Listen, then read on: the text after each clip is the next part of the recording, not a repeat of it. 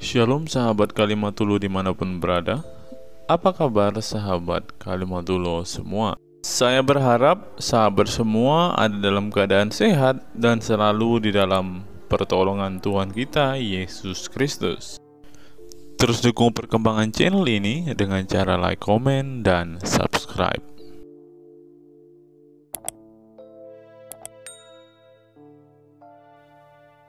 Istri dalam ajaran Islam. Sesuai tema lah dulu. Takut. Kok takut? Tanya, aku konfirmasi dulu nih. Sudah dijawab dari tadi. Ada tiga hal, ada tiga apa keadaan yang dibolehkan untuk memukul. Memukul apa namanya, berbohong. Udah lanjut ke tema aja, nanti kita lanjut ke situ. Aku konfirmasi dulu. Ini lampanya. Kalau saya naik aku takut. Pemirsa, dia malu pemirsa ngakuin yang kemarin. Coba aku akui dulu. Enggak, tanya dulu. Boleh nggak di dalam ajaran Islam memukul istri? Suami memukul istri boleh nggak? Diperbolehkan, udah. Tepuk tangan dulu, diperbolehkan. Oke. Dengar teman-teman ya, dengar teman-teman. Di dalam ajaran Islam boleh memukul istri, sedangkan dalam ajaran Kristen dikatakan kita langsung ke tema. Dengar dulu. Kasihilah istrimu.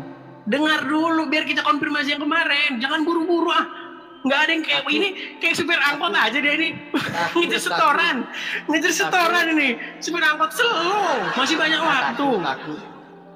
Kopi aja dipakai biar malu. Dia malu. Biar ketahuan kayak santri dia malu. Pakai dong topinya. Topinya dipakai dulu. Kalau saya naik pasti kayak gini kamu. Kayak gini. Topinya dipakai dulu. Lama-lama bentar lagi ini nggak sampai 5 menit saya ditendang. Udah cepet aja. Berbeli-beli. Oke. Enggak, kemarin ada yang belum selesai. Bro. Emang kenapa dengan tema ini? Saya sebentar. Tuh, kemarin ada yang belum selesai. Yang belum selesai di setiap tema yang Anda keluarkan saya selalu naik. Sebentar dulu. Makanya tema ini kita bahas, ayo. Enggak, kemarin ada yang belum selesai. Masalah Anda memfitnah Al-Quran dengan mengatakan itu Anda kan memfitnah Al-Quran kemarin. Oke, Anda bilang bahwasanya ada ayat yang bilang suami suruh kasih istri. Di mana?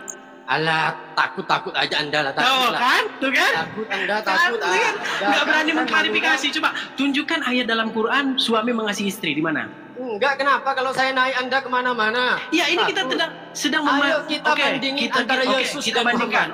Baik. Di dalam ajaran Yesus. Nanti kalau saya jawab pertanyaan Anda, izinkan saya menerangkan. Jadi Anda tuh jangan mengklaim ya. Oh, berarti gini, jangan kayak gitu. Karena saya butuh menerangkan biar Anda paham. Baik. Baik. Kita mulai ya. Yesus ajarannya Injil, Muhammad ajarannya Quran, betul? Oke. Di dalam ajaran Injil diperintahkan supaya suami mengasihi istri. Sedangkan di dalam ajaran Al-Quran, saya mau konfirmasi, ada nggak suami disuruh mengasihi istri? Perbandingan Yesus atau Muhammad itu kan sudah tadi. Ajarannya. Mau lari. Saya ulangi pelan-pelan. Di dalam Yesus ajarannya kan Injil, Muhammad ajarannya Quran. Sudah? Di dalam kan panik kan? Panik ya. Sebentar aku konfirmasi dulu.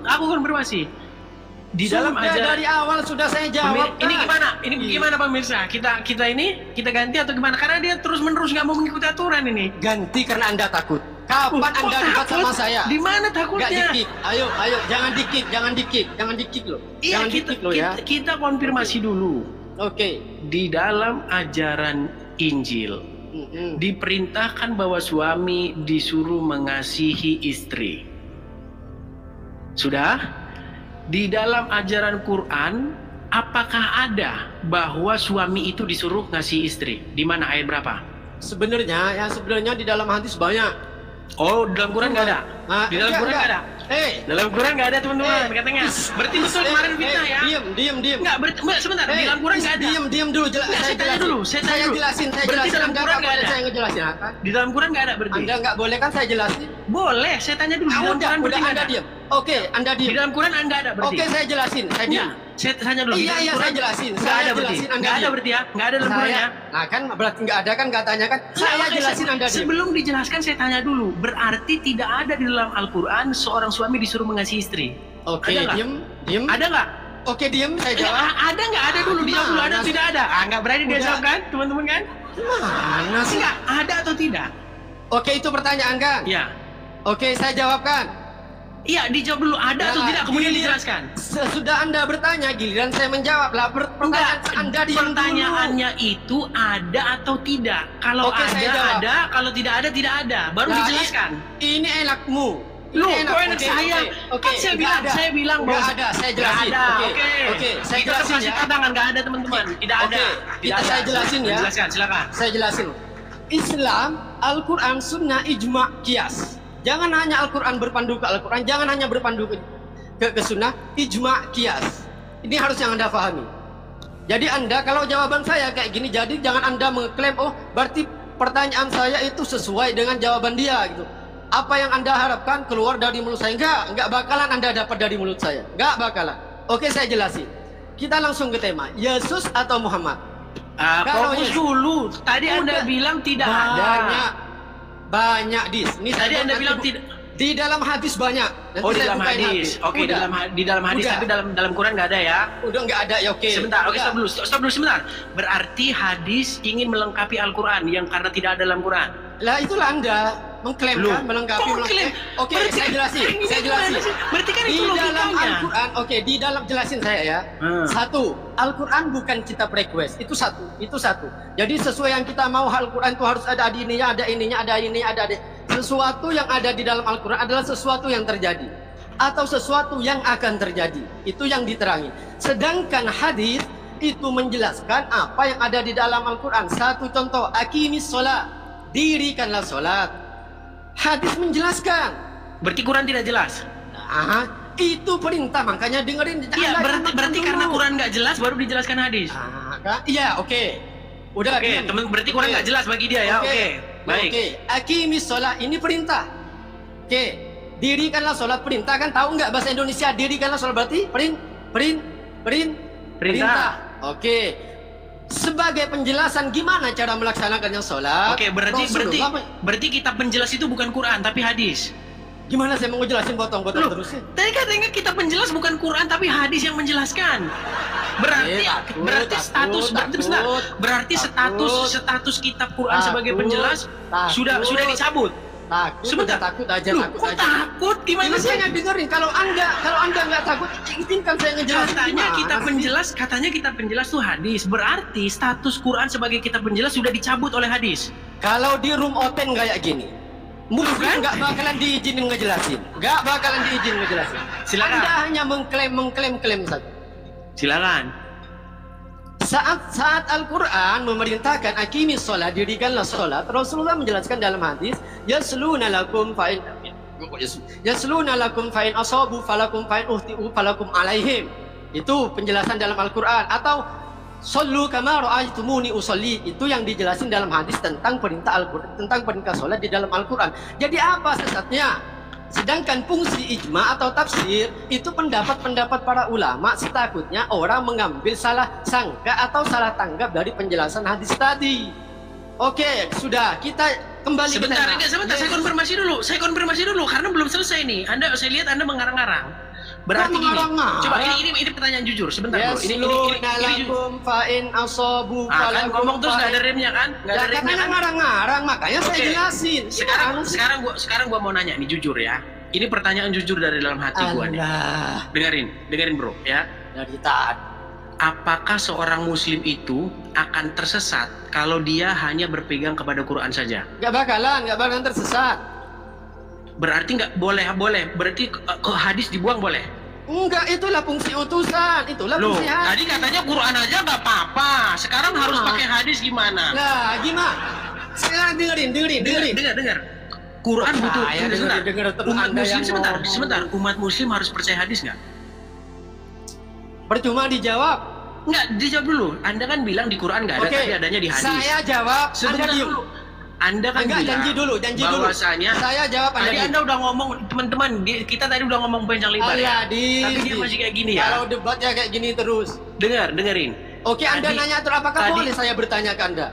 Coba boleh, kita selesaikan dulu ini. Sebentar, ini belum selesai. Nih, Oke. Berhubung saya tamu yang baik dan berhubung saya tamu yang baik, saya akan menuruti apa permintaan Anda. Tapi tolong sebagai host Anda harus fair.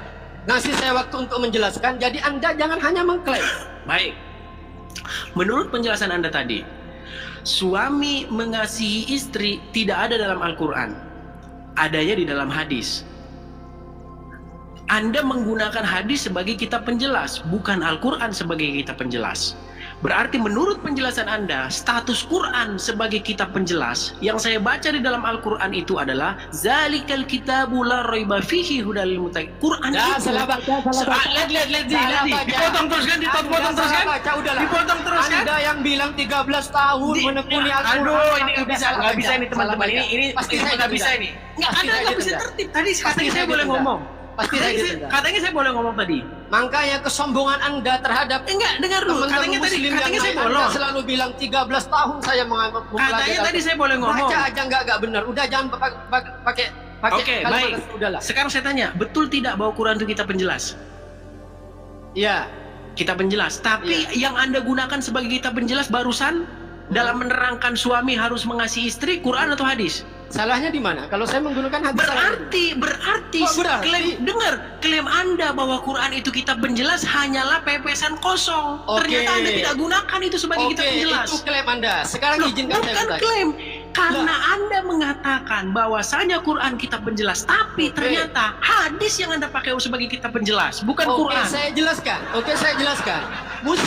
Muslim, Al-Quran, Sunnah, ijma. Intinya Anda menggunakan hadis sebagai kitab penjelas, bukan Al-Quran. Berarti klaim Quran sebagai kitab penjelas hanyalah lip service saja, gitu loh. Biar kita jujur. Kenapa kalau saya naik kamu kayak gini terus? Sedangkan kalau orang lain naik kamu kayak gini. Ini adalah klaim Anda. Saya kalau naik kenapa kayak gini? Kalau orang lain naik nggak kayak gini. Tetapi ternyata hadis yang Anda gunakan sebagai kitab penjelas. Bentar lagi 1 menit 2 menit saya ditendang. Percayalah. Ini kan fakta teman-teman, fakta nggak teman-teman? Kalau orang lain naik, Anda akan kembali ke tema antara Yesus dan Muhammad. Tapi kalau saya naik, pasti kemana-mana. Itulah pinternya Anda. Ini kan Yesus dan Muhammad, ajaran Yesus. Yesus mengajarkan supaya suami jangan berbuat kasar kepada istri, tidak boleh memukul. Sekarang saya tanya, di ajaran Al-Quran boleh nggak mukul istri? Suami boleh nggak mukul istri? Pikirlah Anda ya, Dis ya. Sebentar, jawab dulu. Diam dulu. Boleh nggak? Sebentar, nggak boleh dijawab dia. Sebagai tamu tolong hargai. Ya, oke. Saya sebagai tamu tolong hargai. Diam dulu. Boleh tidak suami mukul istri? Sebentar. Anda diam. Boleh tidak suami mukul istri? Saya ngomong keluar dari tema, oke? Tolong diam. Izinkan saya, oke? Hargai saya sebagai tamu. Anda harus fair sebagai host, ya? Oke, izinkan. Dari tadi sejak saya naik sampai sekarang, lebih banyak mana ngomong Anda sama saya? Lebih banyak Anda ngomong. Dis. Sekarang saya tanya. Ini diskusi atau gimana? Oke, boleh nggak? Ini kan ajaran Yesus dan ajaran Muhammad. Yesus atau Muhammad? Yesus di dalam Injil dikatakan bahwasanya seorang suami tidak boleh berbuat kasar kepada istri. Sedangkan di ajaran Muhammad, boleh nggak di dalam Al-Quran suami mukul istrinya? Boleh nggak? Boleh dalam keadaan. Boleh. Ya itu boleh. Boleh. Sudah diakui. Boleh. Itulah bedanya. Oke, sekarang Yesus atau Muhammad? Pilih Yesus atau Muhammad sekarang. Ayo kembali ke tema. Pilih Yesus atau Muhammad? Bagaimana? Mana yang baik? Mana yang baik? Ayo, mana yang baik? Bagaimana? Saya ajak ke tema langsung gelagapan, kan? Saya ajak ke tema langsung gelagapan. Ya ini, bagaimana saya harus memilih Yesus, sedangkan Yesus pencuri keledai. Wah, lari kemana-mana kan? Fitnah. Oke, saya buka. Matius 21 buka. Matius 21 buka. Silakan. Matius 21 buka. Silakan. Yesus tapi sebelum ke situ, sebentar, sebelum ke situ. Takut. Enggak, kita konfirmasi dulu. Enggak, kita pilih dulu. Kita pilih dulu. Tadi kan iya, kita bahas apakah nanti itu mencuri keledai atau tidak. Kita ambil dulu kesimpulan. Tadi mana yang baik? Suami mengasihi istri dan jangan berbuat kasar, atau suami boleh pukul istri? Mana yang baik? Pukul istri dalam keadaan tertentu. Mana yang baik? Mana yang baik? Baikan Islam. Ganti kapan? Oke lah, itu kembali kepada ajaran Muslim. Oke, Ayo kita kembali. Kita ke situ, kita ke keledai ya. Kita ke sebentar, Kita ke keledai. Semua- Yesus mencuri sebentar, keledai milik sebentar, petani tanpa permisi. sebentar ya. Oke, silakan. Dengarkan. Oke. Teman-teman yang muslimah, perempuan-perempuan yang menonton ini baik Kristen, Islam, ateis ya, agnostik dan semuanya, kalian bisa simpulkan mana yang lebih baik. Simpulkan. Yang mengajarkan suami untuk mengasihi istri dan jangan berbuat kasar, Toh orang atau Muslim semuanya tahu. ngomong terus. Saya lagi ngomong, dia ngomong terus, panik. Dengar. Mana yang lebih baik? Kalian yang memutuskan, wahai kaum wanita, ya. Suami disuruh mengasihi istri dan jangan berbuat kasar kepada mereka, atau sebaliknya suami diizinkan untuk memukul istri. Betul tidak? Betul? Mereka yang memutuskan sendiri ya. Kalau Anda kutanya, Anda tetap-tetapnya nanti bela-bela karena udah ini. Silakan. Silakan ke keledai. Silakan ke keledai. Oke, enggak, saya jelaskan dulu yang Silakan ke keledai. Jangan kemana, silakan ke keledai. Oke, Ya. yang keledai. Ya. Bagaimana mungkin saya percaya ke Yesus sebagai Tuhan? Satu. Silakan baca Nah, ayatnya. ini keledai, Baca. Baca, silakan Anda baca. kan barusan ngomong ke saya, milih Yesus silakan. atau Muhammad? Ya Muhammad. Silakan lah. baca, silakan Sebagai baca. utusan saya. Oke. Sekarang saya ngomong. Bagaimana mungkin saya percaya ke Yesus? Silakan baca ayatnya. Anda kan mengatakan bahwa Yesus mencuri keledai. Di mana ayatnya? Di mana? Baca. Anda yang baca. saja. Kok saya yang baca? Anda yang membawa dalil. Jangan takut. Anda yang membawa dalil, kok saya yang baca? Apakah Anda takut karena Yesus pencuri sehingga Anda tidak berani baca? Anda yang membawa dalil. Apakah Masa Anda saya yang takut? membaca? Kalau Yesus pencuri yang suka nyukur dulu. Saya turunkan. Takut. Maksudnya saya bacakan. Saya turuti, Takut. saya bacakan. Yang mana? Ayat berapa? Ayat berapa? 21. 21 apa? 21 apa? 21 ayat berapa? 21 1 11 TB. Takut ya? Takut ya? Jangan ditendang loh. Awas kalau Matius ditendang. berapa? Matius berapa? 21? 21 1 11 TB. Saya pernah debat sama orang Kristen tentang tema ini, tentang pencuri. Kristennya orang Muslim, tentangnya orang Kristen Malaysia, malah ngomongnya Matius 21. Mau mencuri keledai di mana? 21. Coba jawaban. Oke. Matius 21 ayat 11. Enggak tahu tentang perikop-perikop, saya cuman ini nih. Kau nggak tahu, bawa nggak lucu lah. Bukan enggak tahu ayatnya. Ayat berapa biar saya bacakan? Saya bacakan mana? Matius berapa? 21. Terus ayat berapa? 21 1 11 TB. Anda ngerti tapi pura-pura. 21 1 11. Maksudnya gimana?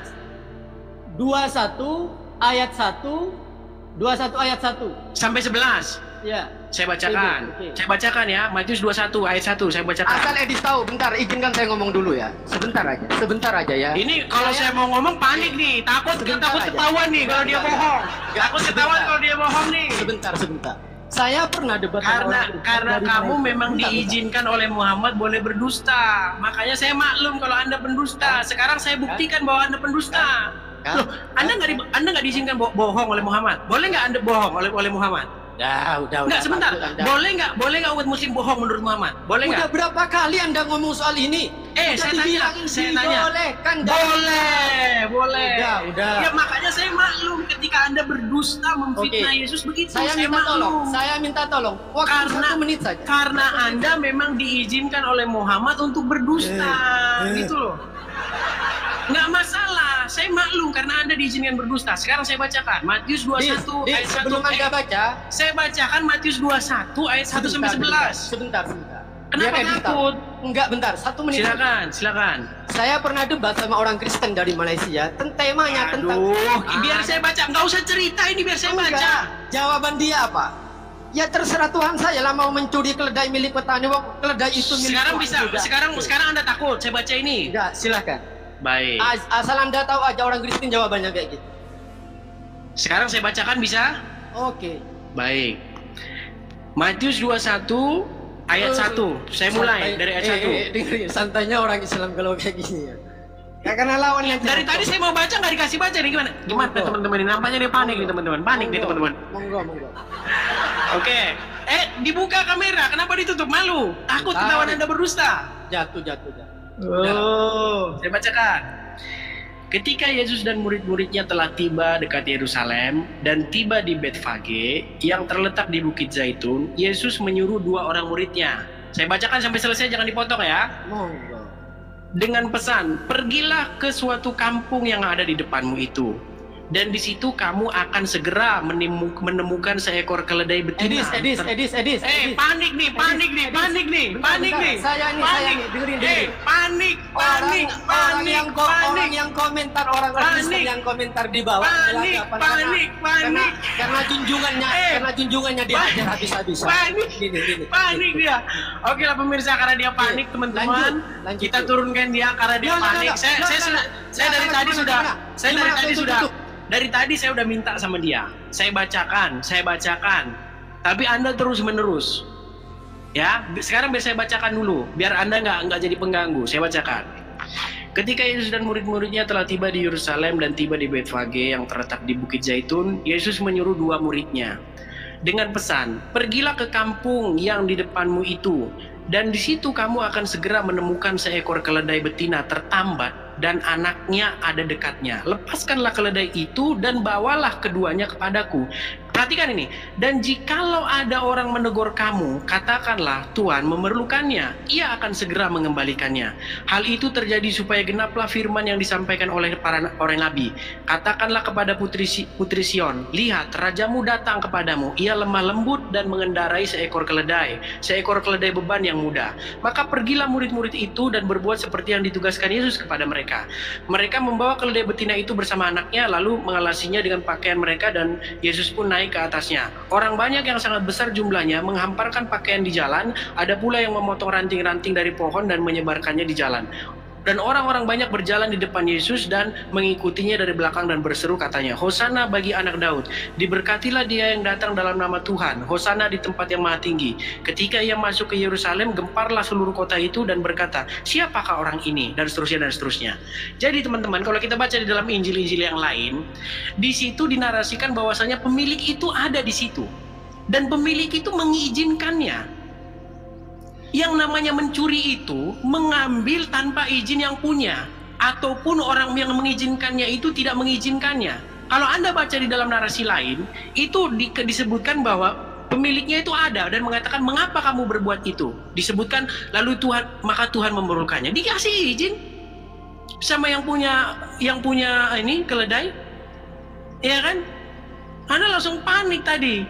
Anda sudah bilang boleh memukul istri, ya kan? Anda sudah bilang boleh berdusta, ya kan? Anda sudah fitnah juga, disuruh mengasihi istri, nggak ada. Tadi Anda sudah babak belur loh. Aduh. Oke, sekarang kita naikkan lagi. Kalaupun dia mau menganu, saya kasih dia naik lagi. Kita kasih naik kasta nih. Loh. Di mana di situ? Oke, dia nampaknya masih belum puas nih. Kunaikkan lagi. Tadi Anda kuturunkan karena Anda nanti ribut terus, makanya saya turunkan.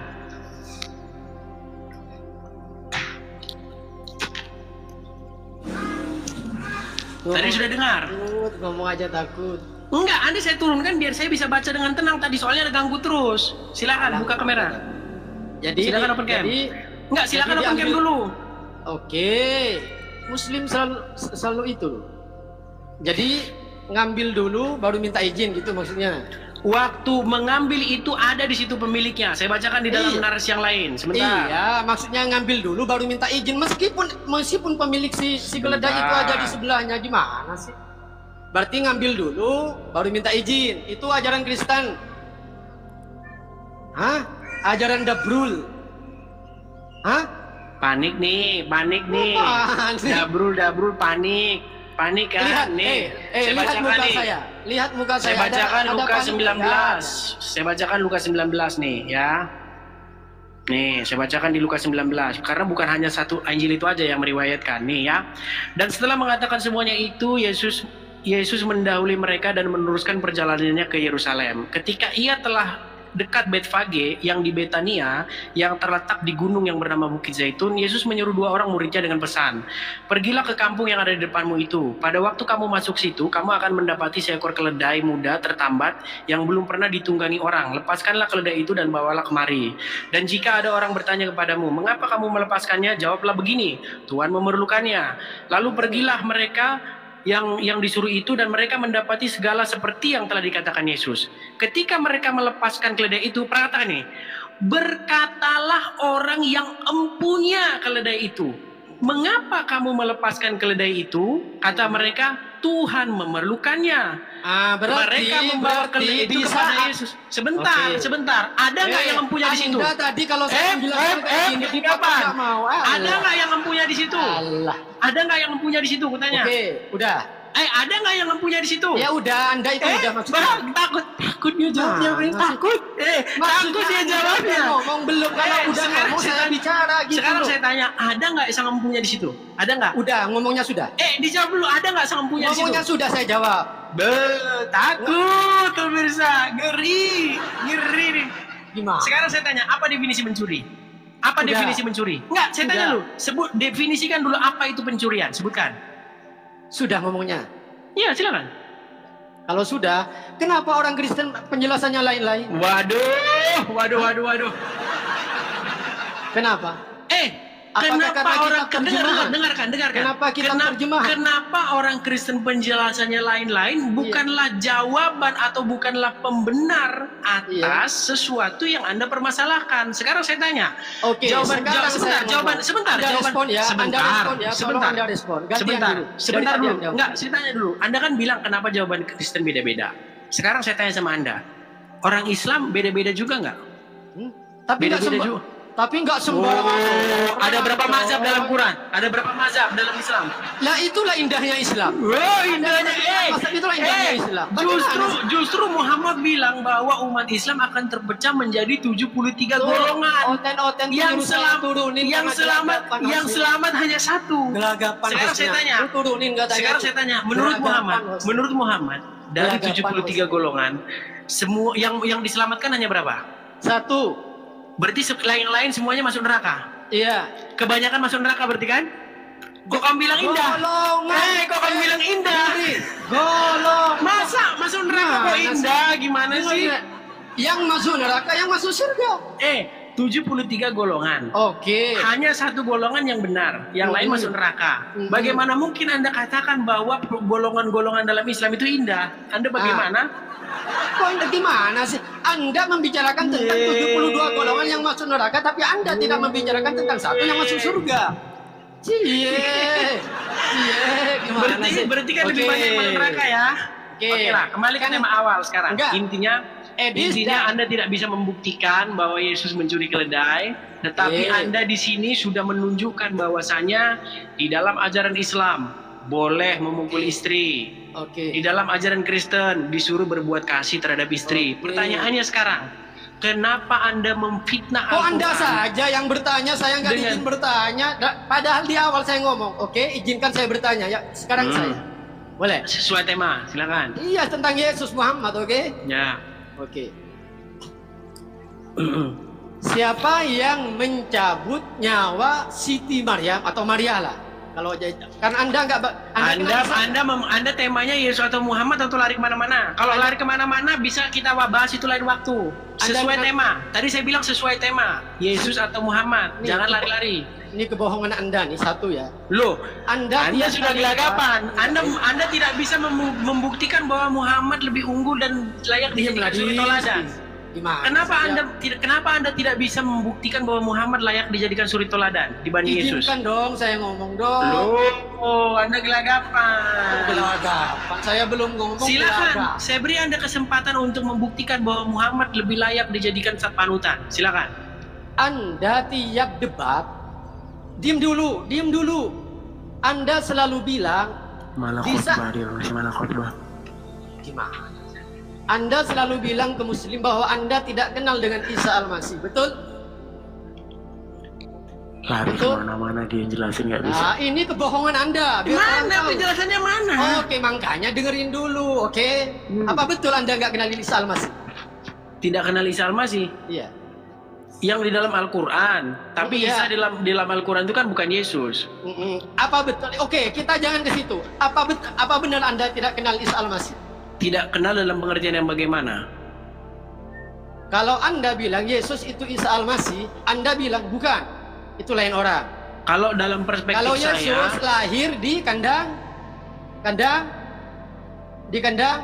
di dalam Bible disebutkan di Palungan. Di kandang domba ya. Di Palungan. Oke, satu. Kalau Isa di mana? Di bawah pohon? Ini bahasanya bahas Isa sama Yesus. Enggak akan saya bongkar kebohonganmu. Ini enggak Pak, gimana ini katanya Yesus dan Muhammad, Anda lari dari tema. Akan saya bongkar kebohonganmu. Kok bongkar kebohongan gimana? Oke, dengerin dulu, makanya Anda tinggal jawab. Kalau saya nanya, saya Anda nggak jawab. Saya turuti. Nabi Isa lahir di mana? Sepengetahuan Anda? Di dalam Quran Di mana? disebutkan di tepi sungai. Oke. Anda kenal Isa Al-Masih? Di dalam Al-Quran, yang setahu saya iya. Oke. Yesus apa Isa Al-Masih? Yang asli Yesus. Berarti Isa Al-Masih enggak? Dalam Kalau kekristenan dalam kekristenan itu Yesus palsu. Oh, Yesus palsu. Bagaimana dengan para banyak gereja di Indonesia yang nama Isa Al-Masih? Gimana itu? Ya, ketika mereka menggunakan Isa Al-Masih itu. Gimana? Jawabnya gimana? Ya, kasih saya jawab. Enggak. Ketika mereka mengklaim bahwa dalam kekristenan tidak kenal yang namanya Isa Al-Masih. Panik dia pemirsa, panik. Tapi di beberapa gereja di Indonesia menamakan gerejanya dengan nama Isa. Sudah belum? Baik. Kalaupun ada gereja Isa Al-Masih itu karena saya bukan jemaat situ, mungkin mereka. Loh kan gimana nih? Saya mau menjelasin dia panik, Musa. Tapi panik dia. Saya mau menjelasin tapi panik. Katanya kalau jelasin biar jelasin, tapi giliran saya ngomong panik. Tapi dia Kristen. Ya jelas lah. Ya udah, katanya dia dalam Kristen nggak kenal yang namanya Isa Al-Masih. Makanya kasih saya kesempatan jawab. Udah bisa jawab belum? Nggak akan saya potong. Izinkan nanti saya ngomong. Jangan dipotong. Baik. Jadi begini. Pertama-tama, penerjemahan Alkitab itu terkadang mereka itu menggunakan istilah-istilah yang sudah familiar di masyarakat. Nah, berhubung masyarakat Indonesia itu memang sudah Muslim kebanyakan, maka kadang-kadang para penerjemah itu mereka menerjemahkan dengan istilah-istilah yang sudah diketahui oleh orang Islam. Berarti pencuri dong. Bukan pencuri, dia pencuri lah kalau kayak gitu. Satu contoh. Baik, sekarang saya guna. Sebentar. Berasal dari kata mana? Sebentar, saya jawab. Islam atau Kristen? Sebentar, saya jawab. Anda bilang pencuri ya, kita gunakan standar yang sama ya. Ya pencuri lah. Iya, baik. Kata dari mana? Baik, sekarang kita gunakan standar yang sama. Saya bongkar kebohongan Anda. Baik. Berarti kalau kita menggunakan istilah yang sudah dipakai oleh masyarakat, artinya kita mencuri. Betul? Betul tidak? Oke. Sekarang saya tanya. Surga. Jangan nanya dulu, langsung aja terus ngomong. Panik nih. Ya, nanti giliran saya potong. Anda kan mengatakan bahwa jelasin dulu, nanti saya izinkan ngomong. Ini gimana nih? Ini bisa dilanjutkan teman-teman, saya voting dulu. Kalau dia panik terus begini, nanti kita taruh bawah dia. Anda kan bertanya saya kepada saya. Ngomong, silakan. Sebab saya ini dengar dulu. Wah. Oh, ternyata menghisap pape dia pemirsa. Oke, jadi begini ya, Produk Madura. Tadi kan saya katakan bahwasanya istilah-istilah penerjemahan itu sering menggunakan bahasa-bahasa yang sudah dipakai di masyarakat. Tetapi pengertiannya bukanlah itu. Contoh, ketika terjemahan LAI menggunakan Isa Al-Masih, tentu saja Isa Al-Masih di situ bukanlah Isa Al-Masih dalam Quran. Nah, kalau Anda maksa atau mengatakan bahwa itu pencurian, ayo kita ke terjemahan Al-Quran. Di dalam Al-Quran ada terjemahan neraka, ada terjemahan surga. Sekarang saya tanya, istilah surga dan neraka itu konsep agamanya Hindu, betul atau tidak? Jawab dulu itu.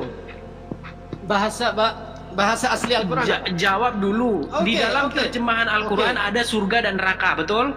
Saya turuti semua permintaan Anda. Jawab dulu. Di dalam terjemahan Al-Quran ada istilah surga dan neraka, betul? Kita pakai bahasa asli. Enggak, di terjemahan. Anda takut. Anda juga tadi pakai terjemahan. Karena kalau saya pakai bahasa asli Al-Quran. Gelagapan kan? Anda tadi bilang ketika menerjemahkan, kalau pakai istilah Rasul, pakai istilah ini namanya mencuri, ya kan? Sekarang saya tanya, di dalam terjemahan Quran ada istilah surga dan neraka. Itu istilah Hindu punya. Surga itu istilah Hindu, neraka itu istilah Hindu. Berarti Anda nyontek ajaran Hindu. Saya tanya, nyuri istilah Hindu. Sudah. Jawab. Sudah. Jawab. Iya, sampean sudah enggak? Sudah. Gitu. Sudah. Izinkan sekarang. Tadi saya biarkan Anda ngomong sambil saya ngisap pek. Sekarang Anda diem duduk manis, saya ngejelasin. Bagaimana? Silakan. Oke. Jangan potong. Silakan. Oke. Kalau kita bicara soal makna, kita kembali ke tulisan aslinya, kalimat aslinya, ya, teks aslinya. Kalau kita ambil kata Rasul satu, itu bahasa apa? Standar ganda nih dua dan nih. Lah. Anda menggunakan standar ganda. Tadi Anda gunakan ketika menerjemahkan pakai istilah asing, Anda bilang mencuri. Oke, sekarang saya tanya langsung. Sekarang terjemahan Al-Quran ada istilah surga dan neraka, Anda bilang itu nggak mau mencuri, kembali ke bahasa aslinya. Oke, Anda jangan kemana-mana ya. Kenapa Anda tidak menggunakan ke bahasa aslinya juga? Waktu ada di dalam ajaran Kristen. Itu familiarnya di Kristenan atau di Muslim? Kenapa nggak kembali ke bahasa aslinya? Lah takut. Anda mau suruh kembali ke bahasa aslinya? Lah takut. Loh, saya menggunakan standar Anda loh. Oke. Kembali ke bahasa aslinya. Kita kembali ke bahasa asli. Oke. Ada nggak di dalam bahasa aslinya Isa Al-Masih? Ada nggak? Kok Isa Al-Masih kan nama orang, di dalam Al-Quran ya ada lah. Enggak, di dalam Alkitab ada nggak di dalam bahasa aslinya Isa Al-Masih? Karena Anda kita Anda permasalahkan terjemahan dengan menggunakan Isa Al-Masih. Sementara terjemahan Anda juga ada istilah surga dan neraka. Surga dan neraka itu asli Hindu punya. Anda barusan nanya Anda pencuri kalau begitu. Anda mencuri konsep Hindu. Anda mencuri konsep Hindu, konsep Hindu neraka. Anda barusan ketahuan salah. Surga itu konsep Hindu punya. Dan Anda curi itu di dalam terjemahan Anda. Anda suruh kembali kepada bahasa asli. Sekarang kita dalam Alkitab juga kembali ke bahasa asli. Anda tidak mau. Ini yang disebut dengan standar ganda. Sudah. Silakan. Anda nanya barusan ke saya, Isa Al-Masih ada nggak di dalam Al-Quran? Ada. Lalu kenapa Isa Al-Masih itu ada di nama-nama gereja kekristenan di Indonesia? Mereka menggunakan terjemahan. Diam dulu. Oke? Diam ya? Oke. Anda bilang karena bahasa di LAE itu hanya menggunakan kata yang familiar. Oke? Sekarang saya tanya, Isa Al-Masih itu familiarnya di mana? Di Islam. Oke, kenapa Anda mencuri? Anda mau ngomong. Apakah di dalam Al-Quran ada kata Al-Masih? Ada Isa Al-Masih, berarti Anda pencuri. Sudah? Bisa gantian? Sudah, monggo. Baik. Akan saya diem, Anda diem nanti. Baik. Di dalam terjemahan Al-Quran ada nggak istilah surga dan neraka?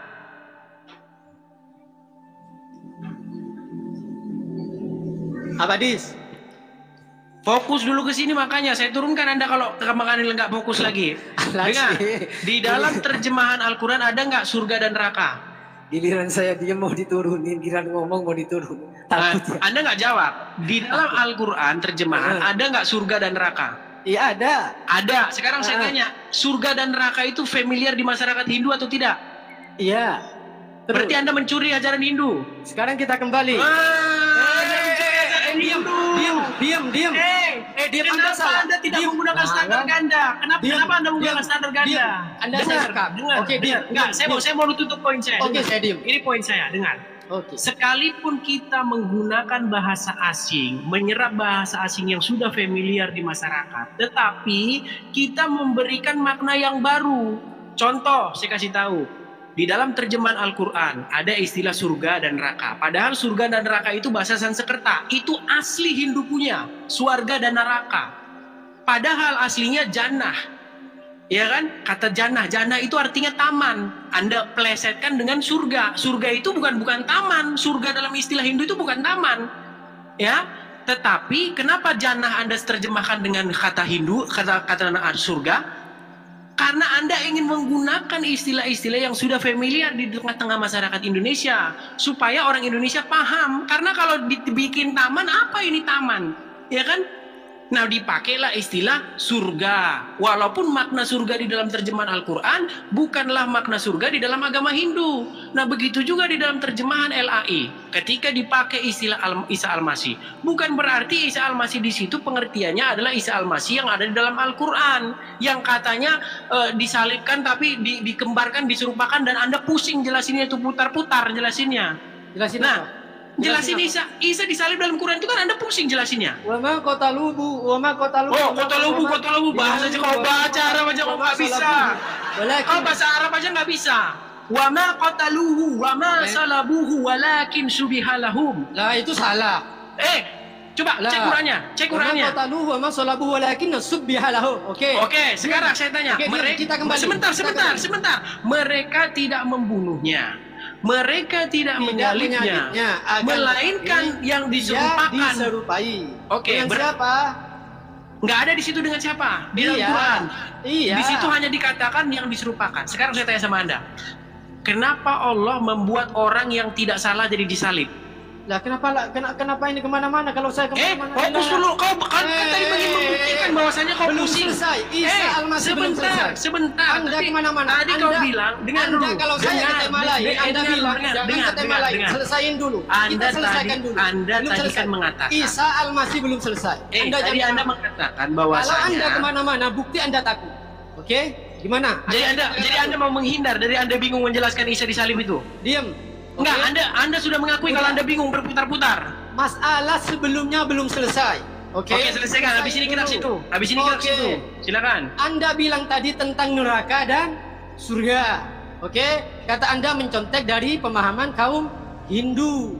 Sekarang saya tanya, kalau Anda bicara soal makna, Isa Al-Masih makna enggak? Isa Al-Masih makna? Iya, maknalah ya. Oke, iya. Sudah. Itulah yang diambil oleh LAI dari kaum kekristenan karena familiar. Saya tanya. Iya, tapi sekarang nggak ada lagi. Sekarang nggak ada lagi yang pakai itu. Udah diam. Pinter Anda. Pinternya nggak ada lagi kok. Di terjemahan mana ada Isa Al-Masih? Enggak, maksudnya pinter itu. Anda itu kalau saya ngomong Anda potong. Makanya dengerin dulu. Silakan. Anda ketara lu kalau Anda takut. Gelagap Anda. Ya, silakan. Oke, diam. Anda bilang, kenapa ngambil kata Isa Al-Masih? Katanya karena familiar. Kita bicara makna ya. Kita bicara makna, jangan ke teks asli dulu. Oke?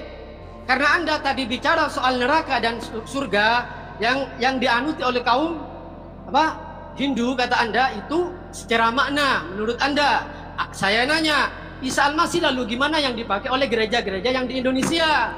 Anda bilang mengambil dari makna yang familiar. Saya tanya, makna yang familiar Isa Al-Masih itu dari kekristenan atau muslim? Anda jawab itu muslim. Sekarang saya tanya, Anda jawab jujur. Isa Al-Masih dari makna oke. Dari teks asli bahasa Arab oke enggak? Benar enggak itu teks Arab?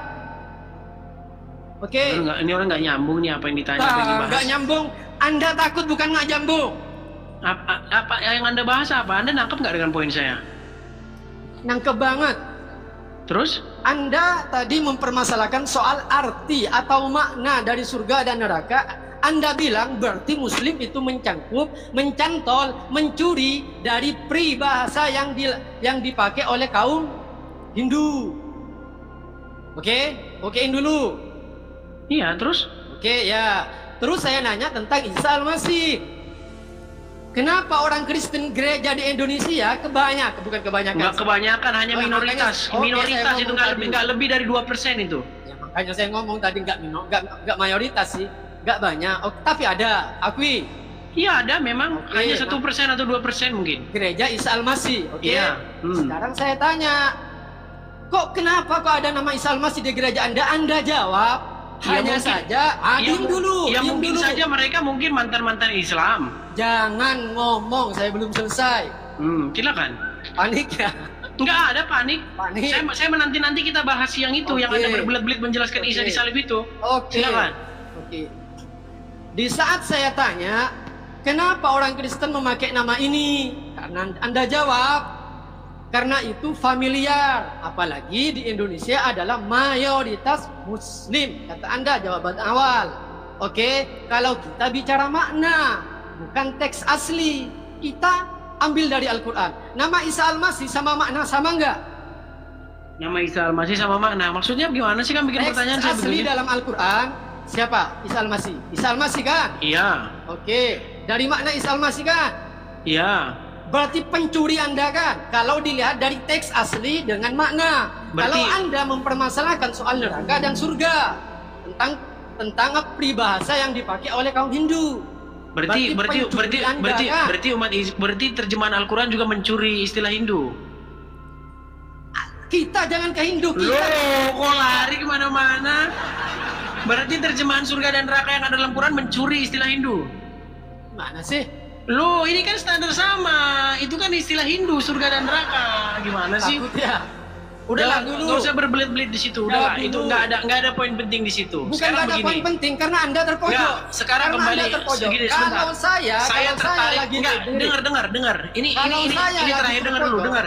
Ini nggak ada poin penting di sini, nggak ada yang esensial. Dengarkan. Kalau Muslim debat sama Anda terpojok, terus pindah ke tema lain, Anda larang karena tema sebelumnya terima kasih kopinya. Terima kasih kopinya ya. Sebelumnya belum selesai. Sekarang tema sebelumnya belum selesai, Anda mau pindah ke tema lain, kan Anda takut. Udah belum. Sekarang belum selesai.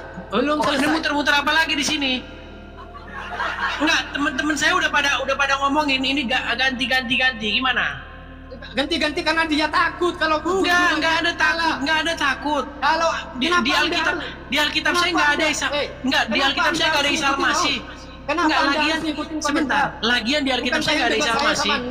Iya, lagian di Alkitab saya sama Anda bukan penonton. Jadi buset nih orang ini gelagapan terus sih. Di Alkitab saya enggak ada Isa Al-Masih loh. Di Alkitab saya enggak ada Isa Al-Masih loh. Kalian tanya sama mereka aja. Siapa yang ngomong di dalam kitab Anda ada Isa Al-Masih? Iya kan enggak ada, ngapain tanya sama saya? Kan enggak ada. Tanya sama yang pakai kitab Isa Al-Masih. Selesain dulu tema ini. Gimana sih Anda ini? Anda takut. Saya ini berusaha untuk mewakili orang-orang yang menggunakan nama itu. Walaupun mereka pakai Isa Al-Masih, mereka itu tidak menggunakan bukan Isa Al-Masih dalam Quran. Karena nanti kalau dalam Quran Anda juga udah kena skakmat. Sekarang saya tanya, bener nggak Isa itu akan datang sebagai hakim yang adil? Belum selesai. Gelagapan, takut. Gak ada takut-takutnya. Kalau Anda debat sama saya, tema apa saja akan saya lawan. Bener nggak Isa akan datang sebagai hakim yang adil? Iya, saya jawab. Tapi jangan terusin. Baik, sebentar. Jangan terusin. Sebentar. Anda takut. Jangan dijawab dulu. Iya. Jangan terusin. Oke, kasih tepuk tangan Jangan terusin. Isa Al-Masih adalah hakim yang adil. Menurut Al-Quran siapa hakim yang adil? Enggak, jangan diterusin. Takut. Menurut Quran siapa hakim yang adil? Kalau Anda debat sama dijawab dulu. Menurut Quran siapa hakim yang adil? Kan? Panik pemirsa, panik. Lihat mukanya, lihat aura mukanya panik. Oke, menurut Al-Quran siapa hakim yang adil? Sebentar, dijawab dulu. Saya sombong. Nggak jawab dia pemirsa, nggak jawab ya. Ini pertanyaan terakhir. Kalau dia nggak jawab kita turunkan. Nggak jawab. Kalau dia nggak jawab, nggak berani jawab kita turunkan. Tema sebelumnya belum selesai. Wih, makasih dapat angsa saya. Dengar. Belum selesai. Menurut Al-Quran siapa hakim yang adil? Selesaiin dulu. Enggak, siapa hakim yang adil? Tema sebelumnya selesaiin dulu. Jadi Anda takut dia nggak berani teman-teman. Takut dia nggak berani. Jadi Anda anggap tema yang sudah di sini tema yang sebelumnya dengar dulu. Kembali ke tema Yesus atau Muhammad. Yang sebelumnya kembali ke tema Yesus atau Muhammad. Sekarang saya tanya, hakim yang adil Yesus atau Muhammad? Takut. Siapa hakim yang adil? Yesus atau Muhammad? Ngomong takut sendiri. Siapa yang hakim yang adil? Yesus atau Muhammad? Di mana-mana takut. Selesain dulu temanya. Kembali ke tema. Temanya sudah selesai, Yesus ke tema lain itu namanya Muhammad. Debat. Ini kalau Yesus ini atau Muhammad? Ini belum selesai, Anda pindah ke tema lain. Yesus atau Muhammad? Kembali ke tema. Ini pertanyaan ini terakhir. Kalau teman-teman ini terakhir ya, mohon maaf teman-teman kalau ini nggak jawab dia saya turunkan. Demi Allah jawaban Anda akan saya jawab semua. Oke, jawab. Siapa dengar? Siapa hakim yang adil menurut Quran? Siapa hakim yang adil menurut Quran? Gak bakalan saya jawab jika tema masuk. Takut ya teman-teman. Mari kita simak apa yang diungkapkan oleh Profesor dan cendekiawan Muslim yang satu ini. Kita kutip dalil di Liputan 6 teman-teman. Quraisyab mengatakan, tolong jangan pilih ustadz yang suka memaki. Kai Haji Quraisyab diibaratkan begini. Nah, teman-teman, ternyata ada juga ustadz-ustadz yang suka memaki-maki, teman-teman. Bisa jadi ini adalah salah satu oknum yang dikatakan oleh Habib Kribo tadi, teman-teman, di mana mereka seakan-akan orang yang paling beriman, paling beragama, dengan kepalanya ada titik hitam dan juga jenggotnya sampai panjang ke lantai, kata Habib Kribo tadi kan, teman-teman. Di era modern ini, ketika ceramah agama mudah diakses melalui berbagai media, umat Islam dihadapkan pada pilihan beragama, ustadz atau penceramah yang dapat mereka ikuti. Namun tidak semua pendakwah menggunakan cara yang sejuk dan penuh hikmah dalam menyampaikan pesan agama. Menanggapi fenomena ini, wah ini ternyata sebuah fenomena nih teman-teman, berarti sudah sering terjadi nih teman-teman. Profesor Kiai Haji Quraisy Shihab, seorang cendekiawan muslim, terkemuka menekankan pentingnya memilih ustadz yang tidak memaki-maki dalam dakwahnya. Quraisy Shihab mengingatkan bahwa dakwah adalah ajakan kepada kebaikan yang harus disampaikan dengan cara yang baik pula. Ia menekankan pentingnya mencontoh akhlak Nabi Muhammad SAW yang selalu lemah lembut dalam menyampaikan ajaran Islam. Mengutip sabda Nabi Muhammad, barang siapa yang beriman kepada Allah dan hari akhir, hendaklah ia berkata baik atau diam. Ayahanda presenter Najwa Shihab menegaskan bahwa ini adalah pedoman penting bagi para pendakwah. Kata-kata yang baik dan penuh hikmah lebih efektif dalam menyentuh hati dan menggerakkan orang untuk berubah ke arah yang lebih baik. Dalam dakwah, seringkali ditemukan penceramah yang menggunakan kata-kata yang keras dengan alasan untuk menegur atau mengingatkan umat. Namun, Profesor Quraisy Shihab mengingatkan bahwa cara ini justru bisa menimbulkan antipati dan menjauhkan orang dari ajaran agama Islam yang seharusnya penuh kasih sayang dan rahmat. Menukil Islam.co, Quraisy Shihab menjelaskan hal yang menarik ketika ditanya seseorang terkait kriteria ustadz yang tepat untuk dijadikan panutan atau sebagai penceramah. Mantan rektor lain, sekarang UIN, Syarif Hidayatullah Jakarta, ini menjelaskan dengan penuh kasih ibarat seorang bapak menasihati anaknya. Pilihlah ustadz yang menganut paham moderat. Anda tidak akan mendengar makian tutur mantan Menteri Agama ke-16 masa Presiden Soeharto ini. Quraisy Shihab menjelaskan bahwa ustadz yang wasatiyah akan terbuka untuk dikritik dan tidak fanatik dengan satu pandangan dan menilai pandangan yang orang lain salah. Quraisy Shihab menjelaskan bahwa ustadz wasatiyah akan terbuka untuk dikritik dan tidak fanatik dengan satu pandangan dan menilai pandangan orang lain salah. Ustadz yang wasatiyah memahami bahwa jalan menuju agama itu besar dan memiliki jalan-jalan kecil untuk menuju jalan besar itu. Karena dalam rincian ajaran agama yang Tuhan tanyakan adalah hasilnya, misalnya 5 tambah 5 10, tapi bisa juga 7 tambah 3 lanjutnya. Salah satu ciri ustadz yang wasatiyah menurutnya adalah berpengetahuan luas. Ustadz yang berpengetahuan luas akan mampu menilai dan menghargai suatu pendapat, sedangkan ustadz yang sempit pengetahuannya akan mudah menyalahkan. Semakin luas pengetahuan seseorang, semakin besar toleransinya. Semakin sempit, semakin bodoh tandasnya. Nah, teman-teman muslim, silahkan kalian mau milih ustadz yang modelnya seperti ini. Karena ustadz yang berilmu itu seperti yang dikatakan oleh Bapak Quraisy Shihab ini, bahwa mereka pasti adalah orang yang sangat toleransi. Tetapi jika ustadzmu kamu dapati tidak bisa bertoleransi atau orang yang intoleran, maka mereka bisa dikatakan ustadz yang BODOH, kata Quraisy Shihab.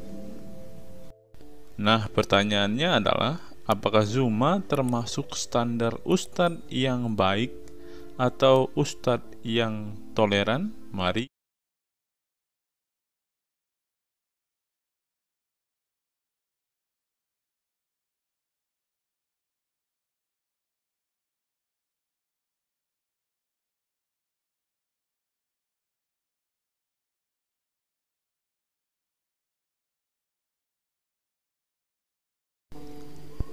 Google, mengapa Rasulullah disebut sebagai nabi penutup?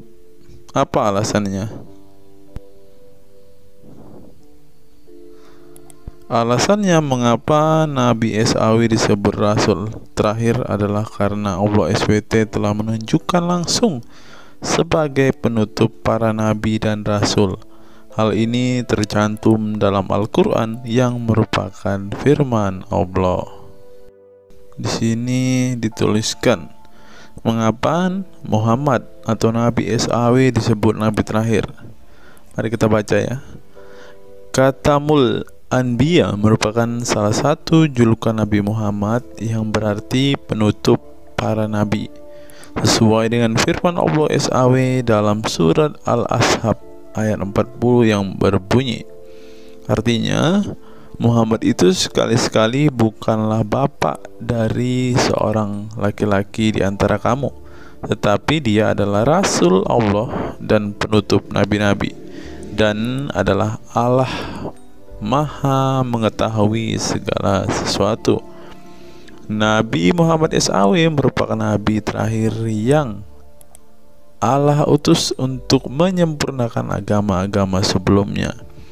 Al-Quran merupakan kitab Allah yang menyempurnakan kitab-kitab sebelumnya, sehingga tidak perlu ada kitab lain karena Al-Quran merupakan kitab Allah yang menyempurnakan kitab-kitab sebelumnya, sehingga tidak perlu ada kitab lain karena Al-Quran sebagai kitab terakhir. Maka dapat diartikan bahwa tidak ada lagi nabi setelah Nabi Muhammad SAW. Nabi Muhammad SAW sebagai nabi terakhir juga didukung dengan dalil lainnya, yaitu surat Al-Sab 61 ayat 6. Dan ingatlah ketika Isa bin Maryam berkata, "Hai Bani Israel, sesungguhnya aku adalah utusan Allah kepadamu, membenarkan kitab sebelumku, yaitu Taurat, yang memberikan kabar gembira dengan datangnya seorang Rasul yang akan datang sesudahku, yang namanya Ahmad, dalam tanda kurung Muhammad." Menurut Syekh Al-Zairi dalam kitab Al-Jawahir dan Al-Qalamiyah, alasan kenapa Nabi Muhammad SAW dijadikan nabi terakhir adalah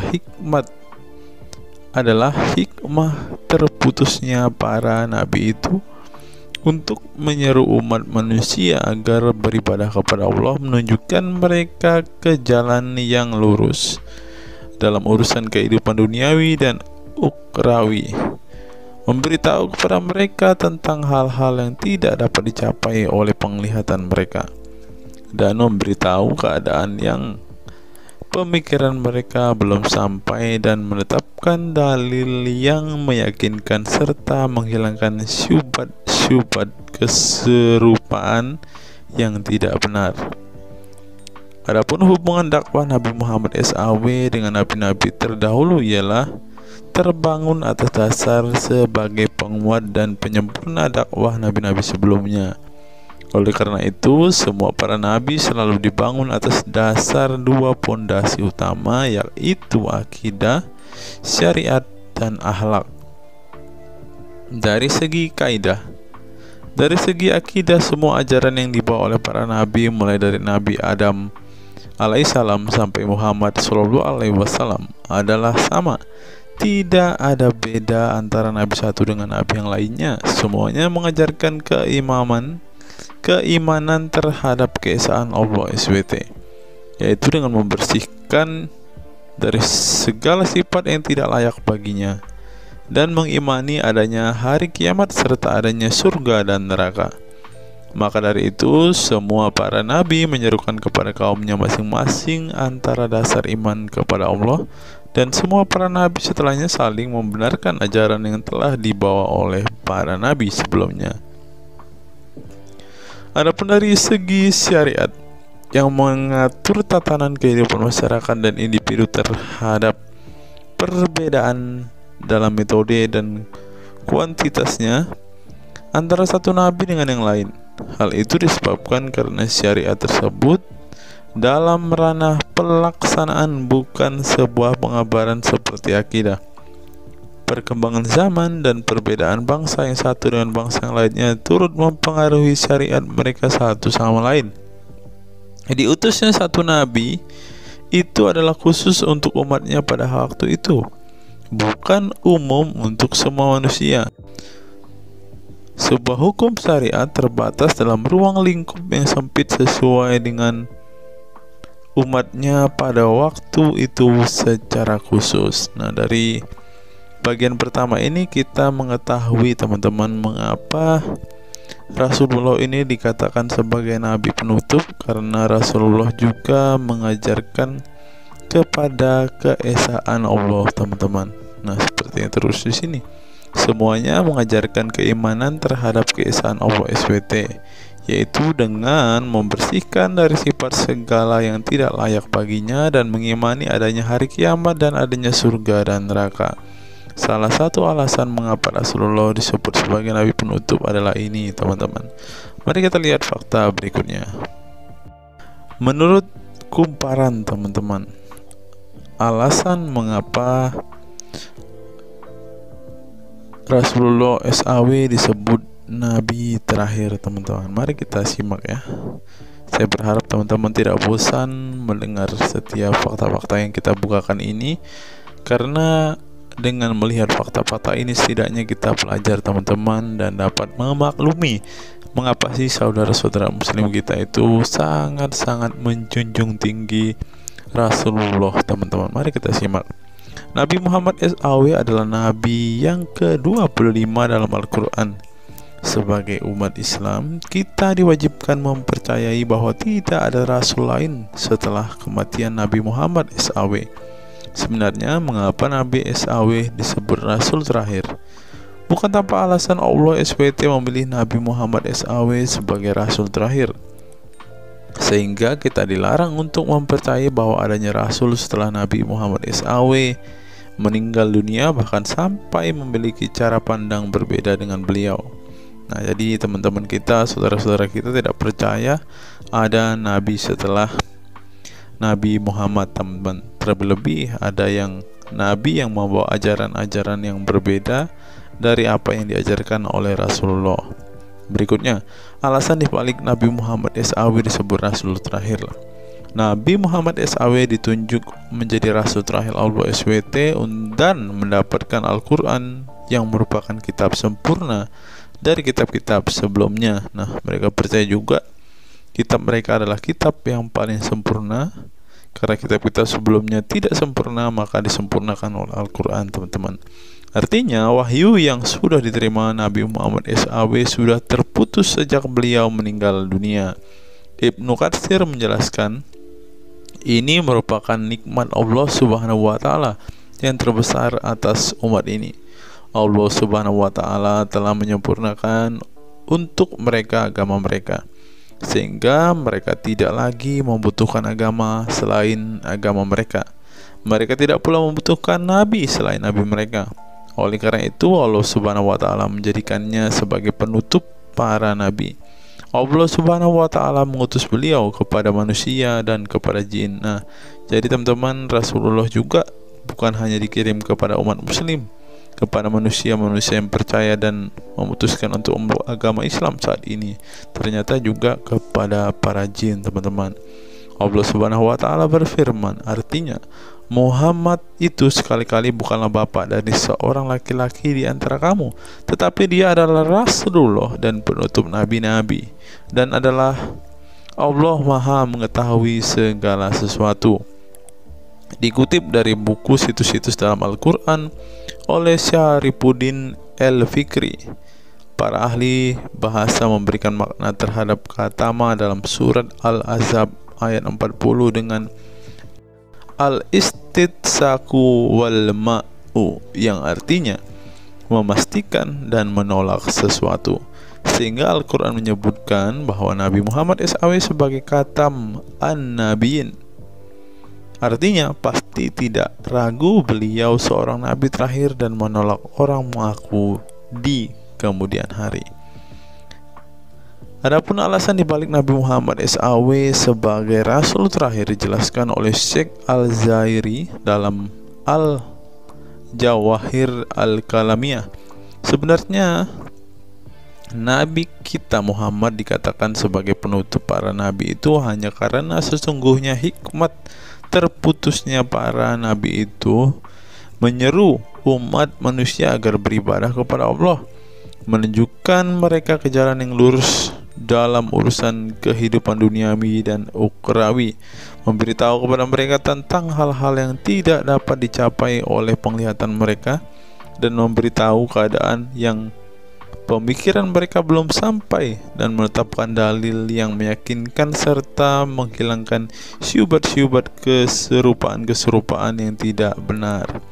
Karena itu umat manusia tidak memerlukan lagi kepada Nabi sesudah Nabi Muhammad, sebab syariatnya telah mencapai batas kesempurnaan. Dan dari alasan inilah tampak jelas tentang rahasia terusnya beliau untuk seluruh umat manusia, dan keberadaan beliau sebagai manusia yang paling utama dalam segi fisik serta halaknya. Demikianlah penjelasan singkat mengenai Nabi Muhammad SAW sebagai Rasul terakhir. Semoga dengan mengetahuinya dapat menambah meneladani beliau sebagai sosok yang sempurna. Yang perlu diingat, jangan menghujat ya teman-teman.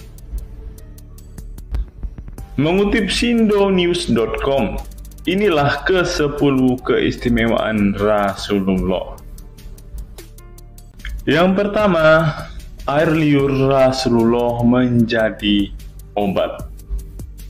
Dari Sahl bin Sa'ad berkata, saat Rasulullah dan para sahabat akan berperang di Khaibar, Rasulullah bersabda bahwa ia akan memberikan bendera kepada seorang pria yang cinta dan dicintai oleh Allah dan Rasul-Nya, dan Allah akan memberikan kemenangan. Rasulullah mencari Sayyidina Ali, akan tetapi para sahabat mengatakan bahwa Ali sedang mengalami sakit mata. Rasulullah memerintah para sahabat untuk mendatangkan Ali kepada beliau. Kemudian Rasulullah meludahi kedua matanya dan mendoakannya. Seketika itu sakit matanya sembuh seakan-akan tidak ada bekas sakit sebelumnya. Kemudian sahabat Talq bin Ali mengaku pernah digigit kalajengking di kakinya. Lalu Nabi meludahi kakinya dan mengusapnya. Seketika hilang sakit dan berhenti darahnya keluar. Talq bin Ali mengatakan, aku digigit oleh kalajengking ketika aku di dekat Nabi Muhammad, lalu beliau meludahi kakiku dan mengusapnya. Yang kedua, rambut beliau membawa berkah. Sahabat Khalid bin Walid radhiyallahu anhu tak pernah kalah di medan perang. Di setiap perang, Khalid selalu meraih kemenangan dan membuat nyali musuh ketakutan. Ternyata penyebabnya tak lepas dari keberkahan rambut Nabi Muhammad yang selalu dia bawa ketika perang. Rambut beliau juga dijadikan sebagai obat bagi orang sakit. Yang ketiga, keringat Nabi Muhammad menjadi minyak wangi. Anas bin Malik menceritakan keberkahan keringat Nabi Muhammad sebagai minyak wangi. Beliau mengatakan, Nabi masuk ke rumah kami dan beliau qailullah, tidur siang di tempat kami. Ketika tidur itu Nabi berkeringat, kemudian ibuku datang membawa botol dan keringat Nabi Muhammad ditampung ke dalam botol itu. Kemudian ketika Nabi bangun dari tidurnya, beliau bertanya kepada ibuku, wahai Ummu Sulaim, apa yang sedang engkau perbuat? Ummu Sulaim mengatakan, ini keringatmu wahai Rasulullah, aku jadikan minyak wangi dan ini adalah minyak wangi yang paling wangi. Yang keempat, tidak memiliki bayangan. Asyadid Muhammad bin Alawi Al-Maliki dalam kitabnya Mafahim Yazid Antus Hahaha menyebut di antara kekhususan Nabi Muhammad adalah tidak memiliki bayangan. Karena memang beliau adalah cahaya dan cahaya tidak pernah memiliki bayangan. Nabi tidak memiliki bayangan meskipun ada sinar matahari. Ini didukung oleh doa Nabi yang meminta kepada Allah untuk dijadikan sebagai cahaya. Hal ini disebutkan oleh Imam Muslim dalam hadis yang menjelaskan tentang bacaan Nabi dalam doa sujudnya. Ya Allah, jadikanlah di dalam hatiku cahaya, di pendengaranku cahaya, dalam penglihatanku cahaya, di sebelah kananku cahaya, di sebelah kiriku juga cahaya, di depanku cahaya, dan di belakangku cahaya, serta di atasku cahaya, juga di bawahku cahaya, dan jadikanlah untukku cahaya. Dalam riwayat lain juga disebutkan, jadikanlah aku cahaya. Yang kelima, tidak pernah menguap. Dalam kitab Al-Qashais Al-Kubra, Imam Asyuyuti menyebutkan riwayat Nabi Muhammad yang sepanjang hayat tidak pernah menguap. Ditakris oleh Imam Al-Bukhari dalam kitabnya Al-Tariq dan juga Ibnu Abi Saibah dalam Musannafnya, dan dari Isa Ibnu Sa'ad dari Yazid bin Al-Asham, beliau berkata bahwa Nabi Muhammad tidak pernah menguap sama sekali. Yang keenam, hati beliau tidak pernah tidur. Keistimewaan lainnya adalah kedua mata beliau tertidur, namun tidak demikian dengan hati beliau. Suatu waktu Nabi Muhammad pernah ditanya oleh istrinya Sayyidah Aisyah tentang tidurnya selepas sholat witir. Wahai Rasulullah, apakah engkau tidur setelah sholat witir? Beliau menjawab, betul Aisyah, sesungguhnya mataku tertidur dan tetapi hatiku tidak pernah tidur. Ini sejalan dengan apa yang disebutkan beliau bahwa para nabi tidaklah tidur kecuali hanya mata mereka saja yang terpejam. Hati mereka tidak pernah tidur dari berzikir kepada Allah Ta'ala. Dan begitu juga para nabi tidur hanya matanya saja, sedangkan hatinya tidak pernah tidur.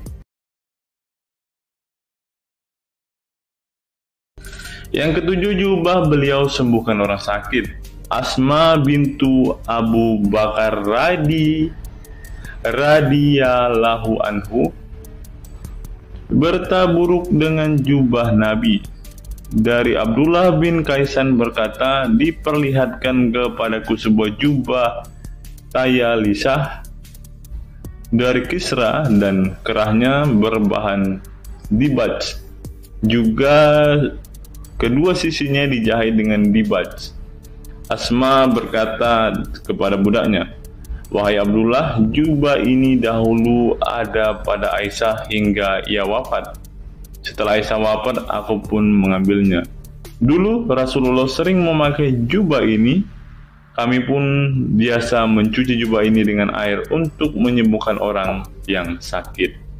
8. Darah bekam Nabi diminum sahabat. Darah Rasulullah benar-benar barokah. Sahabat Abdullah bin Zubair radhiyallahu anhu pernah meminum darah Nabi. Diceritakan Abdullah datang kepada Rasulullah ketika beliau sedang berbekam. Setelah Rasulullah selesai, maka beliau memberikan darah berbekam itu sambil berkata, pergilah dan sembunyikan darah ini dari manusia. Maka aku pergi dan meminum darah itu. Selepas itu aku mendatangi Rasulullah kembali. Lalu Rasulullah bertanya, apa yang kamu lakukan? Abdullah menjawab, aku sudah sembunyikan darah itu di tempat yang tidak boleh dilihat oleh manusia. Baginda Nabi berkata lagi, jangan-jangan kamu telah meminumnya? Beliau menjawab, ya, aku telah meminumnya, wahai Rasulullah. Setelah meminum darah itu, Nabi Muhammad berkata kepada Abdullah, sungguh engkau telah menjaga dirimu dari api neraka. Yang ke-9, tidak pernah ihtilam atau dalam tanda kurung mimpi basah. Ihtilam adalah keluarnya air mani karena sebab mimpi atau fantasi. Di Indonesia sering disebut dengan mimpi basah. Dan itu tidak pernah terjadi pada Nabi Muhammad. Dalam kitab hadis Al-Mu'jam Al-Kabir, Imam At-Tabarani mengeluarkan sebuah riwayat dari Ibnu Abbas bahwasannya Nabi Muhammad tidak pernah ihtilam atau mimpi basah. Yang ke-10 yang terakhir, teman-teman, dapat melihat dan mendengarkan ringkihan langit. Dari sahabat Abu Jar, Nabi Muhammad bersabda, "Sesungguhnya aku melihat apa yang kalian tidak lihat, dan aku mendengar apa yang kalian tidak dengar, ringkihan langit. Dan memang pantas langit bersuara ringkih, karena di setiap jarak 4 jari di langit ada malaikat yang menaruh keningnya dan sujud kepada Allah. Demi Allah, seandainya kalian mengetahui apa yang aku ketahui, kalian akan sedikit tertawa dan banyak menangis." Keistimewaan lain dari Nabi Muhammad disebutkan ketika beliau buang air tidak ada bekasnya sama sekali.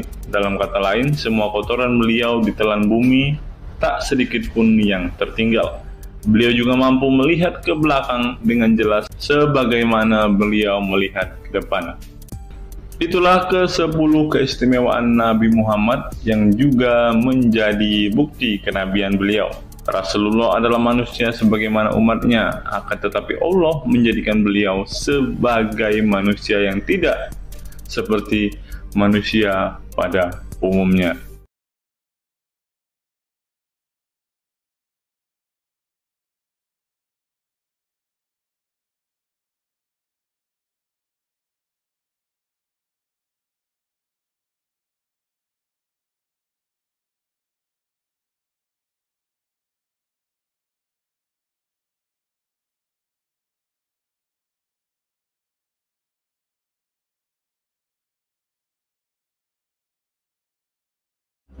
Hari ini kita akan menyimak sebuah kisah yang saya kutip dari sebuah artikel yang akan menggemparkan kita semua.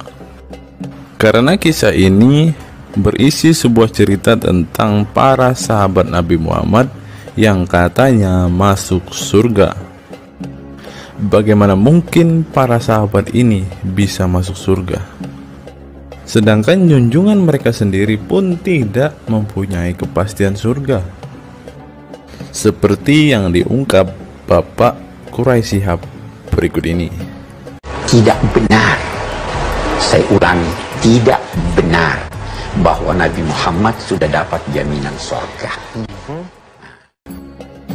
Mendengar apa yang dikatakan Bapak Quraisy Shihab tadi, jelaslah bahwa Rasulullah pun tidak pasti masuk surga. Bagaimana mungkin para sahabat masuk surga jika sang junjungan sendiri tidak punya kepastian surga? Memang sedikit aneh sih teman-teman. Nabi tidak pasti masuk surga, tapi para sahabat masuk surga. Mungkinkah para sahabat lebih baik dari sang Nabi? Untuk itu, mari kita simak kisah para sahabat Nabi berikut ini dan temukan alasan mengapa mereka bisa masuk surga. Kisah sahabat Nabi Muhammad SAW yang dijamin masuk surga oleh Allah SWT. Semua manusia pasti menginginkan masuk surga Allah SWT, namun tidak semua jiwa bisa masuk surga. Ada banyak tantangan dan perjalanan yang sangat panjang yang harus dihadapi umat Islam hingga mendapat kesempatan ala SWT untuk masuk surga. Itu juga belum tentu langsung masuk surga. Mungkin harus ke neraka untuk menghapus dosa-dosa terlebih dahulu. Meski demikian, kita bisa belajar dari kisah sahabat Nabi Muhammad SAW yang dijamin masuk surga Allah. Mereka tidak begitu saja mendapat tempat yang keindahannya kekal abadi. Berbagai ujian keimanan dan fisik dalam mengarungi kehidupan mereka di jalan Allah SWT. Siapa sajakah sahabat Nabi SAW yang dijamin masuk surga? Simak selengkapnya dalam ulasan berikut ini. Kisah sahabat Nabi Muhammad SAW yang dijamin masuk surga. Dalam sebuah hadis terdapat 10 sahabat Nabi SAW yang masuk surga. Hadis tersebut berasal dari Abdurrahman bin Auf radhiyallahu anhu. Ia berkata, Rasulullah Shallallahu alaihi wasallam bersabda, adapun kisah 10 sahabat Nabi yang dijamin masuk surga yang dikutip dari buku biografi 10 sahabat Nabi yang dijamin masuk surga karya Sujai Fadil 2020. Yang pertama, Abu Bakar As-Siddiq. Abu Bakar As-Siddiq dikenal sebagai manusia terbaik setelah Nabi Muhammad SAW. Beliaulah orang pertama yang beriman kepada Nabi SAW, menemaninya dan membenarkan perkataannya. Ketika Nabi Muhammad SAW meninggal dunia, beliaulah yang dipilih menjadi imam dan melanjutkan kepemimpinan sebagai khalifah. Yang kedua, Umar bin Khattab. Sahabat Nabi Muhammad SAW selanjutnya yang dijamin masuk surga adalah Umar bin Khattab. Dedikasi beliau kepada agama Islam sangatlah besar. Walaupun sebelum ia memutuskan untuk beriman kepada Nabi Muhammad SAW, ia ingin membunuhnya. Setelah masuk agama Islam, Umar bin Khattab menjadi orang yang paling berani dan mendapat gelar Al-Furuq yang memiliki arti pembeda antara yang benar dan yang salah. Yang ketiga, Utsman bin Affan. Utsman bin Affan merupakan saudagar kaya raya, namun kekayaan tersebut tidak membuatnya sombong, namun kebalikannya. Utsman menggunakan hartanya untuk zakat, sedekah, dan infak. Setelah meninggalnya Umar bin Khattab, beliau melanjutkan kepemimpinannya dan juga melanjutkan tugas untuk menyusun mushaf Al-Quran. Yang keempat, Ali bin Abi Thalib. Ali bin Abi Thalib merupakan sepupu dari Nabi Muhammad SAW, sehingga beliau banyak belajar Islam dari usianya sejak kecil. Ali bin Abi Thalib pernah ditinggal Nabi Muhammad SAW saat perang Tabuk untuk menjaga para wanita dan anak-anak. Setelah meninggalnya Utsman bin Affan, beliau meneruskan kepemimpinannya.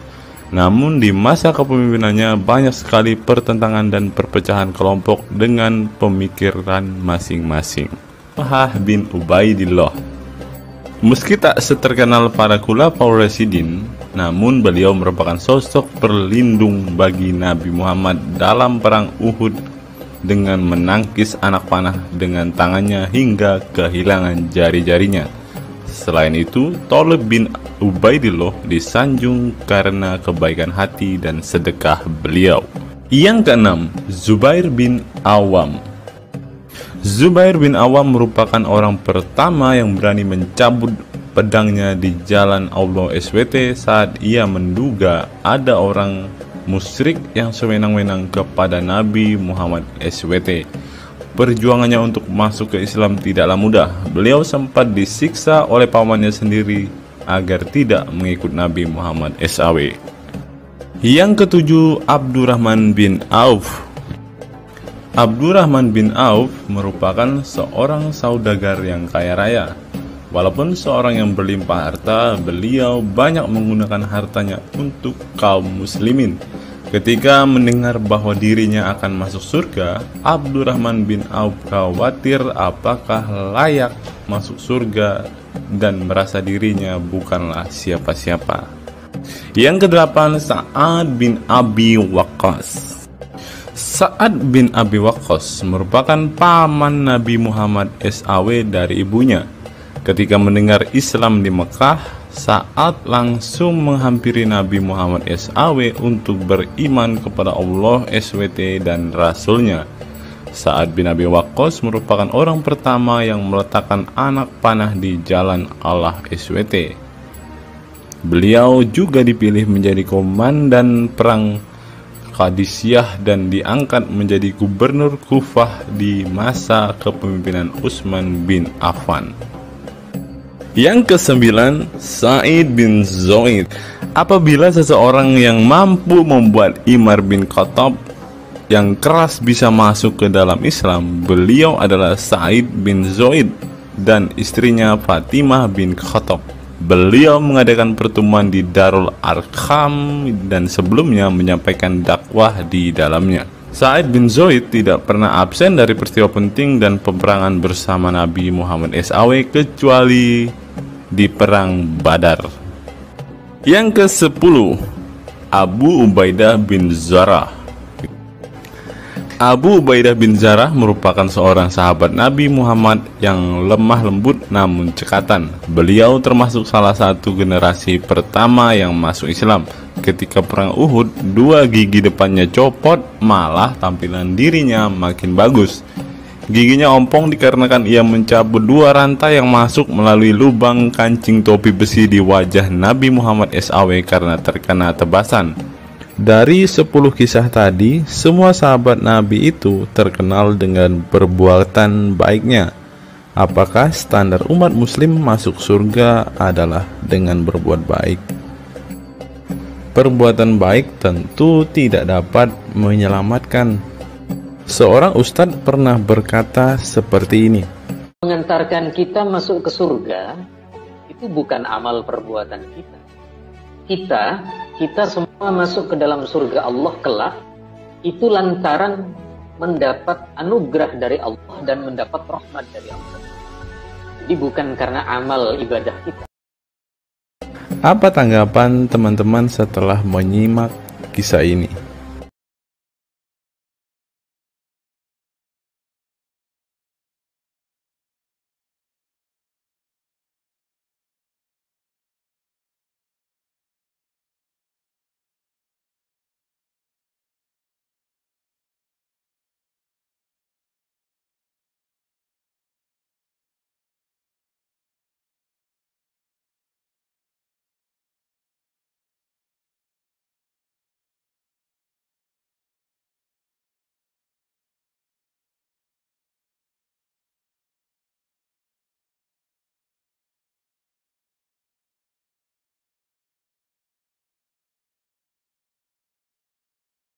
Saya teringat dengan satu perkataan seorang ustadz, teman-teman. Ustadz ini mengatakan bahwa memang benar saudara-saudara muslim kita itu hanya suka membaca Al-Quran, suka berbahasa Arab, tetapi pada kenyataannya mereka ini, teman-teman, ternyata adalah orang-orang yang tidak paham sama sekali dengan apa yang mereka baca, teman-teman. Dan akhirnya Ustadz ini mengatakan bahwa saudara-saudara muslim kita ini seperti keledai, teman-teman. Mari kita dengarkan apa yang disampaikan Ustadz ini. Kita bangga menghafal Al-Quran tapi tidak memahami Al-Quran. Senang mengulang berbahasa Arab tapi tidak mengerti bahasa Arab.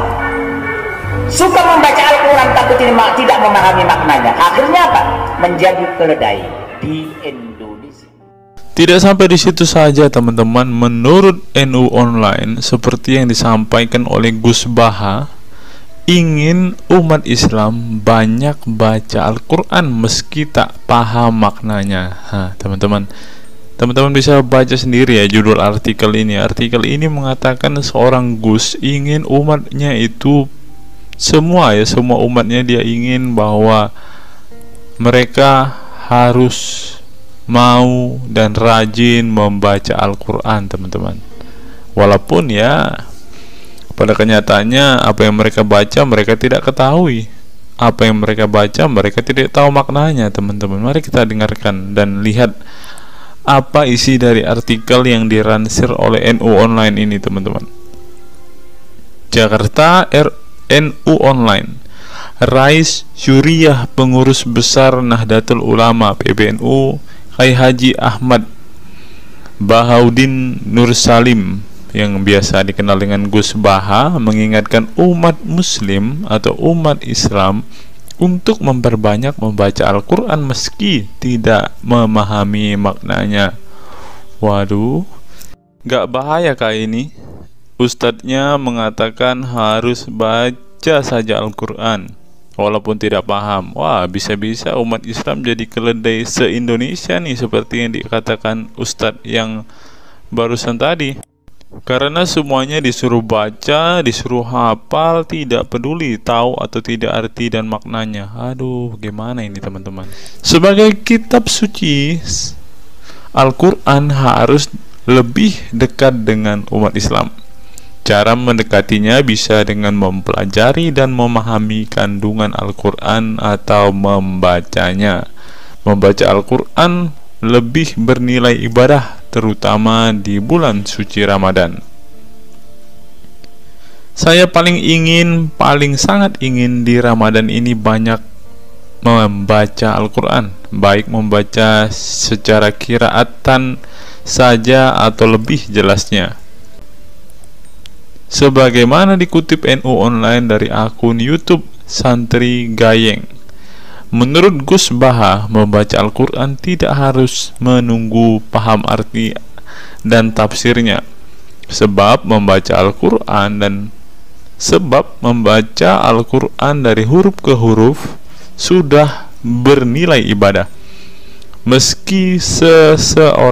Meskipun seorang yang membacanya itu tidak paham arti dan maknanya, terlebih ketika membaca dan kemudian menjadikan isi Al-Quran sebagai bimbingan hidup. Gus Baha mencoba melogikakan orang yang membaca Al-Quran tetapi tidak memahami maknanya. Ia menjelaskan, ketika seseorang membaca Al-Quran dan tidak paham maknanya, maka seseorang itu hanya menyibukkan diri dengan kalamullah. Hal ini menurut Gus Baha sesuatu yang baik. Tetapi Ustadz yang tadi mengatakan kalau hanya bisa membaca tetapi tidak ngerti maknanya, mereka sama dengan keledai di Indonesia. Nah, sekarang umat muslim bingung nih harus ngikutin yang mana, mau jadi keledai atau hanya menjadi pembaca tetapi tidak tahu apa-apa nih. Lanjut teman-teman. Efek dari kesibukan dengan kalamullah itu pasti tidak melakukan maksiat. Tetapi kalau kita melihat ya, kalau ada satu contoh kasus yang terjadi di pesantren kemarin kan teman-teman, di artikel yang kita baca sebelumnya, bahwa kejadian atau hal yang bersangkut paut dengan maksiat ini terjadi di dalam pondok pesantren teman-teman. Bagaimana ini Gus Baha? Kalau Anda mengatakan bahwa ketika orang sibuk dengan membaca Al-Quran dengan kesibukan membaca kalamullah dan bisa terhindar dari melakukan hal-hal maksiat, tapi kok di pondok pesantren malah terjadi maksiat nih Gus Baha, bagaimana ini? Lanjut, saya beri contoh, meskipun membaca saja dan tidak paham artinya, itu tetap baik. Ada orang yang semalaman itu duduk bersama keluarga, ngobrol ringan tentang masa lalu, cerita lucunya atau lucunya anaknya. Pada malam itu ditulis oleh malaikat bahwa keluarga ini tidak maksiat, tidak dugem, tidak narkoba, dan tidak ke tempat maksiat, jelasnya. Gus Baha mengatakan keberkahan dari seorang muslim atau muslimah menyibukkan diri bercengkrama bersama keluarga, asik guyon dengan teman dan tetangga adalah tidak melakukan maksiat dan tidak macam-macam, apalagi jika saat itu membaca Al-Quran. Hal ini sesuai dengan kajian ilmu usul fikih yang dipelajari Gus Baha dari Al-Makfurlah Kiai Haji Maimun Zubair. Ia menegaskan bahwa di antara kebaikan agama Islam adalah meninggalkan itu adalah pekerjaan yang tidak butuh modal. Gus Baha menjelaskan, apabila seseorang ingin mendapat pahala sholat, maka harus sholat. Kalau ingin mendapat pahala haji, maka harus haji. Namun ada kebaikan yang tidak perlu modal, yaitu meninggalkan kemungkaran. Caranya cukup meninggalkan hal-hal yang dilarang Allah. Cara meninggalkan kemungkaran bisa dengan bercengkrama dengan keluarga, baca Al-Quran, bercanda dengan teman, dan hal positif lainnya. Sehingga kalau ada orang yang tanya, kenapa baca Al-Quran meskipun tidak paham itu dapat pahala? Satu, karena itu kalamullah. Kedua, sebagai kebaikan itu adalah meninggalkan kemaksiatan. Meninggalkan itu bisa dilakukan dengan hal-hal mudah. Ini pentingnya ngaji. Saya ngaji usul fikih dengan Kiai Haji Maimun, abahnya Gus Yasin, katanya.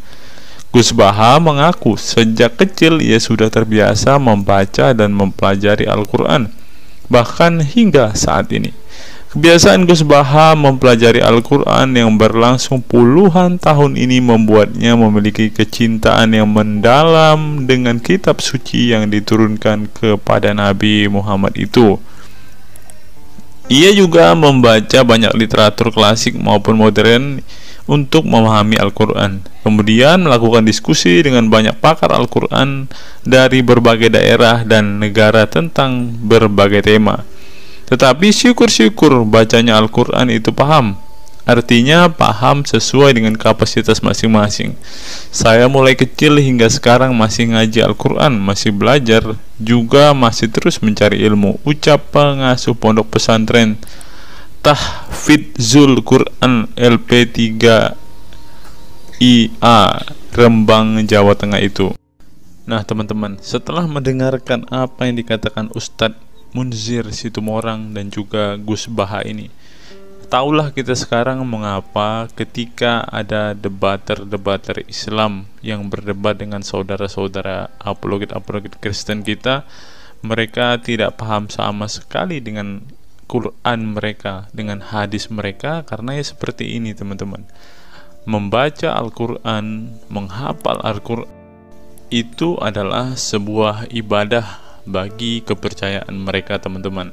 Walaupun mereka tidak paham apa yang mereka baca, walaupun mereka tidak mengerti sama sekali apa yang mereka baca teman-teman, yang penting dibaca saja, itu adalah sebuah amal baik.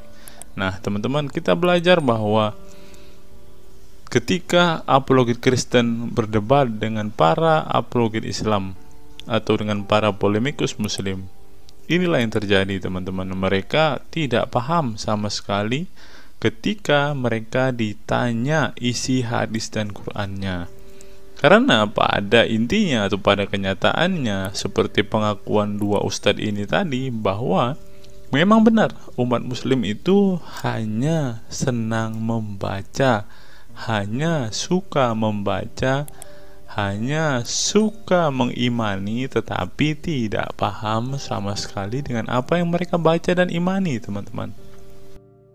Sebagai contoh teman-teman, kita kalau melihat perdebatan antara Gurunda Zuma dengan apologet Kristen ya, ketika Zuma ditanyakan ayat-ayat Al-Quran atau hadis-hadisnya, Zuma pasti tidak pernah menjelaskan ayat dan hadis itu teman-teman. Alasannya ya kita tahu ya, sekarang ternyata memang Zuma pun ternyata hanya hafal, hanya suka membaca, tetapi tidak paham dan tidak mengerti sama sekali dengan apa yang mereka baca dan hafalkan teman-teman. Ya, jadi kita bisa ambil kesimpulan bahwa orang-orang model seperti ini sama seperti keledai di Indonesia, seperti yang diungkapkan oleh Ustadz Munzir Situmorang tadi teman-teman.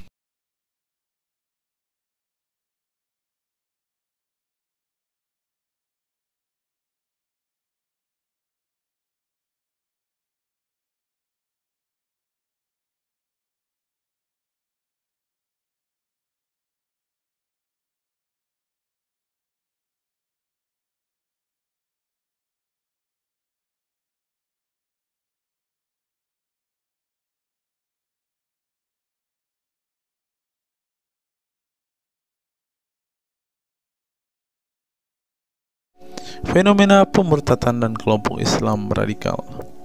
Sejumlah sarjana Islam mengemukakan hukuman seorang murtad adalah hak prerogatif Tuhan, bukan wewenang manusia.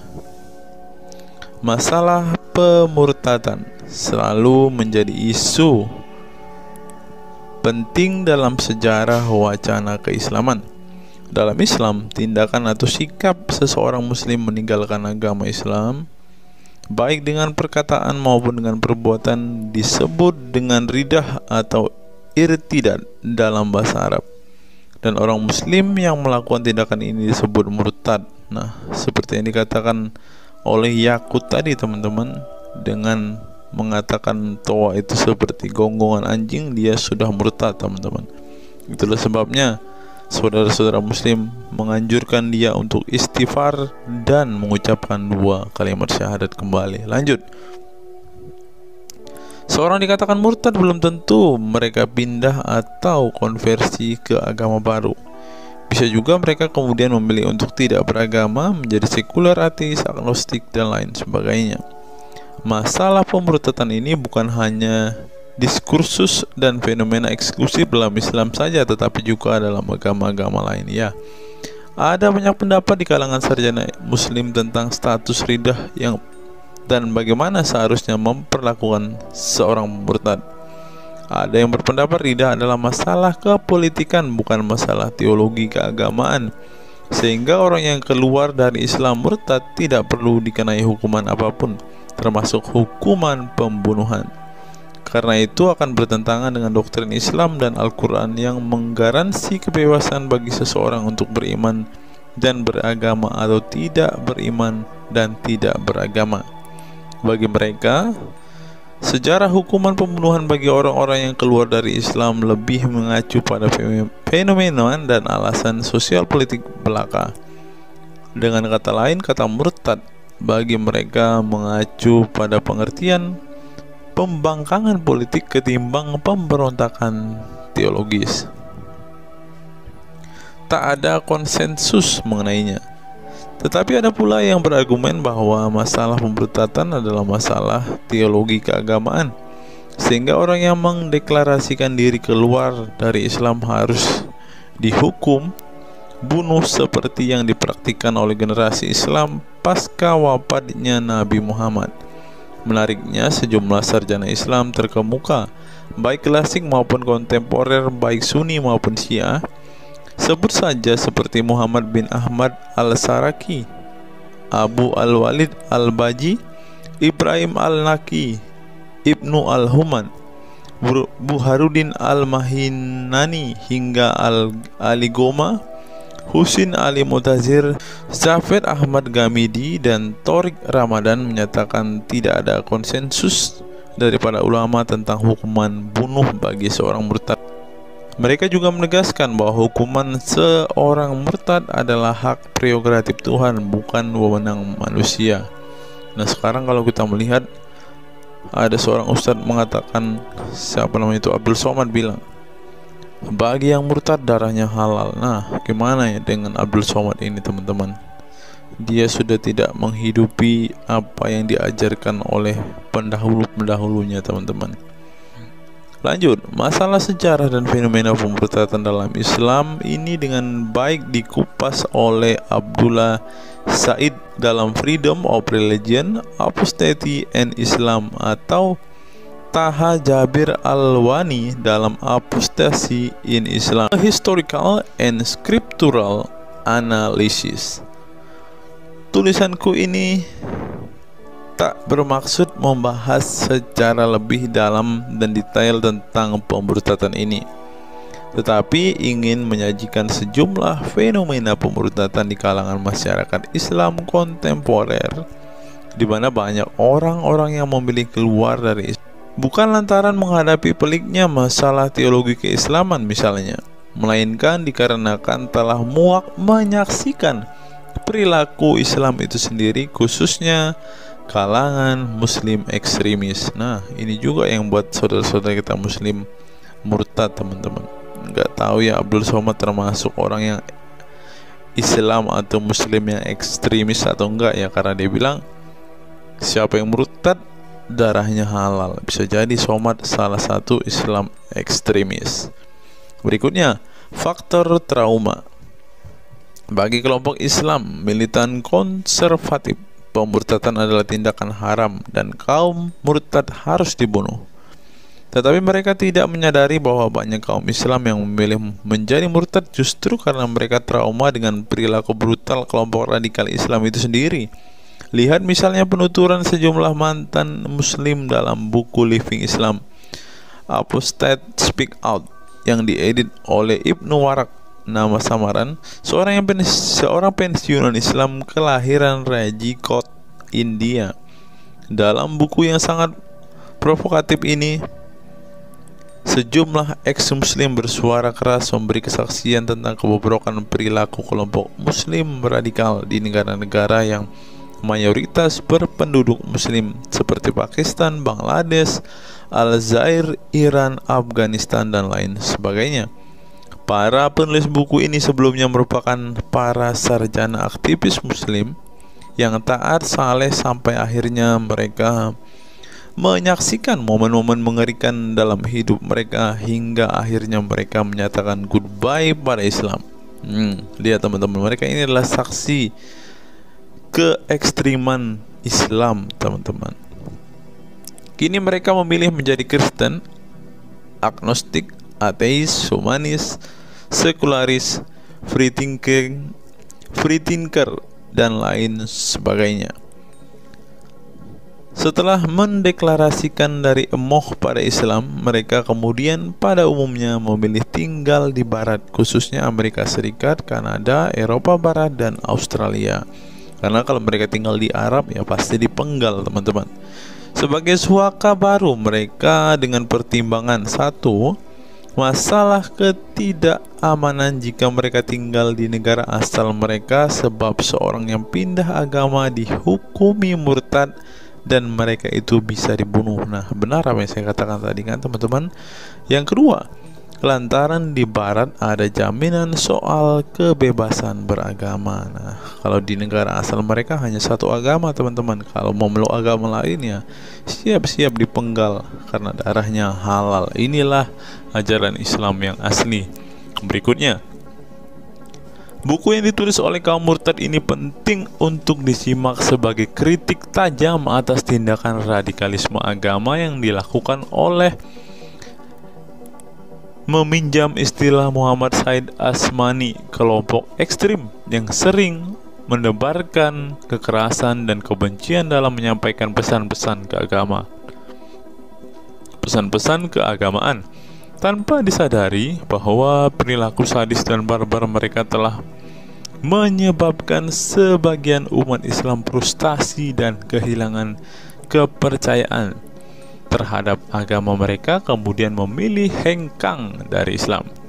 Ini menunjukkan bahwa masalah pemurtadan atau proses konversi tidak semata-mata masalah teologi keagamaan, tetapi juga sosial, politik, dan ekonomi.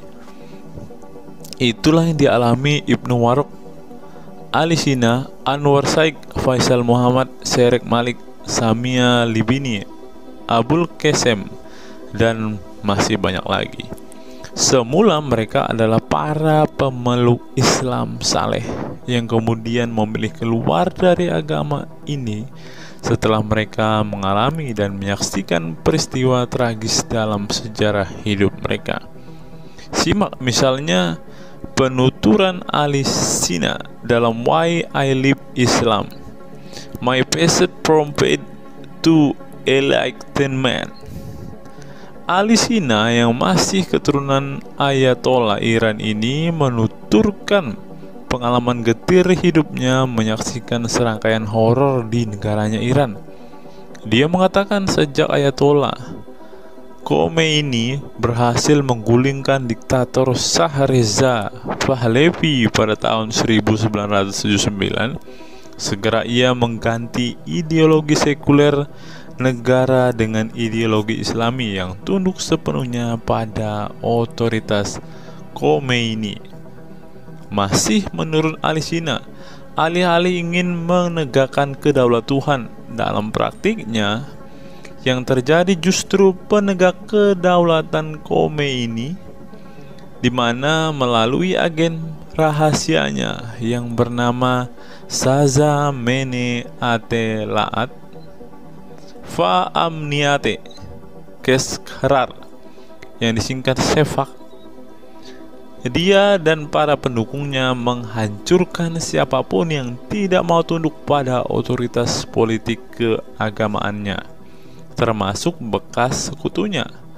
Maka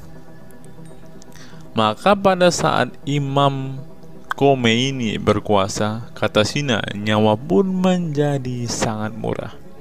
Ribuan orang Irak dibunuh sebagai efek perang teluk antara Iran-Irak. Ribuan pengikut Bahai Faith disiksa dengan tuduhan murtad, dan ribuan penduduk Iran yang menolak otoritas politik dan agama sang imam di penjara. Nasib kaum perempuan lebih tragis lagi. Sebelum dibunuh, mereka diperkosa oleh tentara syariat dengan alasan sebagai imbalan pembangkangan kepada sang ayatollah sekaligus tiket menuju surga. Oh, ngeri teman-teman, tiket menuju surga. Peristiwa tragis semasa rezim Khomeini ini membuat Alisina trauma dan kehilangan kepercayaan terhadap Islam sehingga ia memilih murtad. Sekarang ia mendirikan Faith Freedom Foundation untuk mengadvokasi orang-orang yang ingin meninggalkan Islam. Selain Alisina, pengalaman getir juga dialami oleh Abul Qasim Bangladesh, Sherak Malik Pakistan, Anwar Saik Pakistan Bertain, Nadia dari Maroko, Samia Libina dari Tunisia, Azad dari India, dan masih banyak lagi. Setelah mengalami dan menyaksikan sejumlah peristiwa tragis kekerasan agama yang dilakukan kaum muslim radikal di negara mereka, mereka kemudian hijrah ke iman yang baru. Memang tidak bisa dipungkiri di negara-negara berbasis Islam itu telah terjadi sejumlah peristiwa sadis yang dilakukan sekelompok rezim muslim militan dan kaum radikal agama demi ambisi politik kekuasaan mereka. Atas nama agama dan penegakan syariat Islam, mereka melakukan serangkaian teror dan kekerasan terhadap kelompok minoritas dan lawan-lawan politik agamanya. Penulis perempuan Mesir Bat Ye'or telah menunjukkan dengan baik sebagian dari sejarah gelap radikalisme kelompok militan konservatif terhadap kaum minoritas ini dalam buku The Decline of Eastern Christianity Under Islam From Jihad to Dhimmitud. Dalam buku ini, dia berpendapat bahwa konsep dhimmi, khususnya Kristen dan Yahudi yang secara literal mengacu pada definisi protected people, orang-orang yang dilindungi, dalam realitasnya justru menjadi kelompok yang diperas, dieksploitasi karena di samping dipaksa membayar pajak pada pemerintah, mereka tidak pernah menikmati hak-hak sipil sebagai warga negara. Di negara-negara berbasis syariat Islam, mereka memang menjadi warga negara kelas 2, kalau bukan malah tidak berkelas lagi. Wah. Tidak hanya non-muslim saja, kaum muslim yang kebetulan berseberangan dengan ideologi dan aliran keagamaan rezim penguasa, baik rezim Sunni maupun Syiah, juga mendapat perlakuan kejam dan diskriminatif. Sebagian dari kaum muslim yang dizolimi oleh rezim Islam ekstrem ini masih bertahan memeluk Islam. Tetapi sebagian lain lebih memilih kabur ke negeri lain dan emoh memeluk Islam lagi. Ilustrasi di atas merupakan peringatan keras sekaligus memberi pelajaran berharga bagi umat Islam. Dengarnya saudara-saudara Islam, khususnya kelompok muslim militan konservatif yang selama ini getol berdakwah dengan cara-cara kekerasan dan intoleran. Perilaku brutal dan aksi-aksi kekerasan yang mereka lakukan tidak hanya menyebabkan simpati publik terhadap kaum muslim merosot atau melorotnya tingkat kepercayaan publik terhadap Islam sebagai agama damai, toleran, pluralis, dan rahmatan lil alamin. Tetapi lebih dari itu, tindakan konyol kaum radikal agama ini telah menyebabkan pemurtadan sebagian umat Islam itu sendiri. Kedepan kaum muslim harus menebarkan Islam dengan cara-cara damai, santun, dan toleran, bukan dengan tindakan keras, kasar, dan intoleran yang justru merugikan Islam dan kaum muslim itu sendiri. Jika memang Islam itu agama rahmat bagi alam semesta, maka buktikan itu dengan tindakan nyata. Wallahu alam bishawab. Nah, Itulah fakta-fakta yang bisa saya sampaikan pada kesempatan hari ini, teman-teman. Kiranya fakta-fakta ini dapat membuat kita semua sebagai umat Kristen semakin bersemangat berdoa, terlebih memberitakan Injil kepada saudara-saudara muslim kita yang benar-benar rindu, yang benar-benar ingin dan haus mendengarkan kabar baik, teman-teman. Karena Alkitab memang mengatakan ada orang-orang yang hatinya sudah tertutup untuk Injil dan mereka tidak akan pernah mendengarkan kabar baik itu. Bagi saudara-saudara muslimku, segeralah murtad, karena sesuai dengan apa yang kita bacakan hari ini, banyak sekali fakta-fakta yang di luar nalar yang bisa menjadi alasan kalian untuk meninggalkan agama Islam. Apa pendapat teman-teman setelah menyimak video ini? Silahkan tuliskan komentar waras teman-teman di kolom komentar video ini, agar banyak orang semakin waras dan semakin sadar bahwa hanya Yesuslah satu-satunya Tuhan dan Juru Selamat. Hanya Yesuslah satu-satunya yang menyediakan surga bagi setiap orang yang percaya kepadanya. Salam waras, salam sadar. Sampai bertemu di video-video kita berikutnya. God be with you all.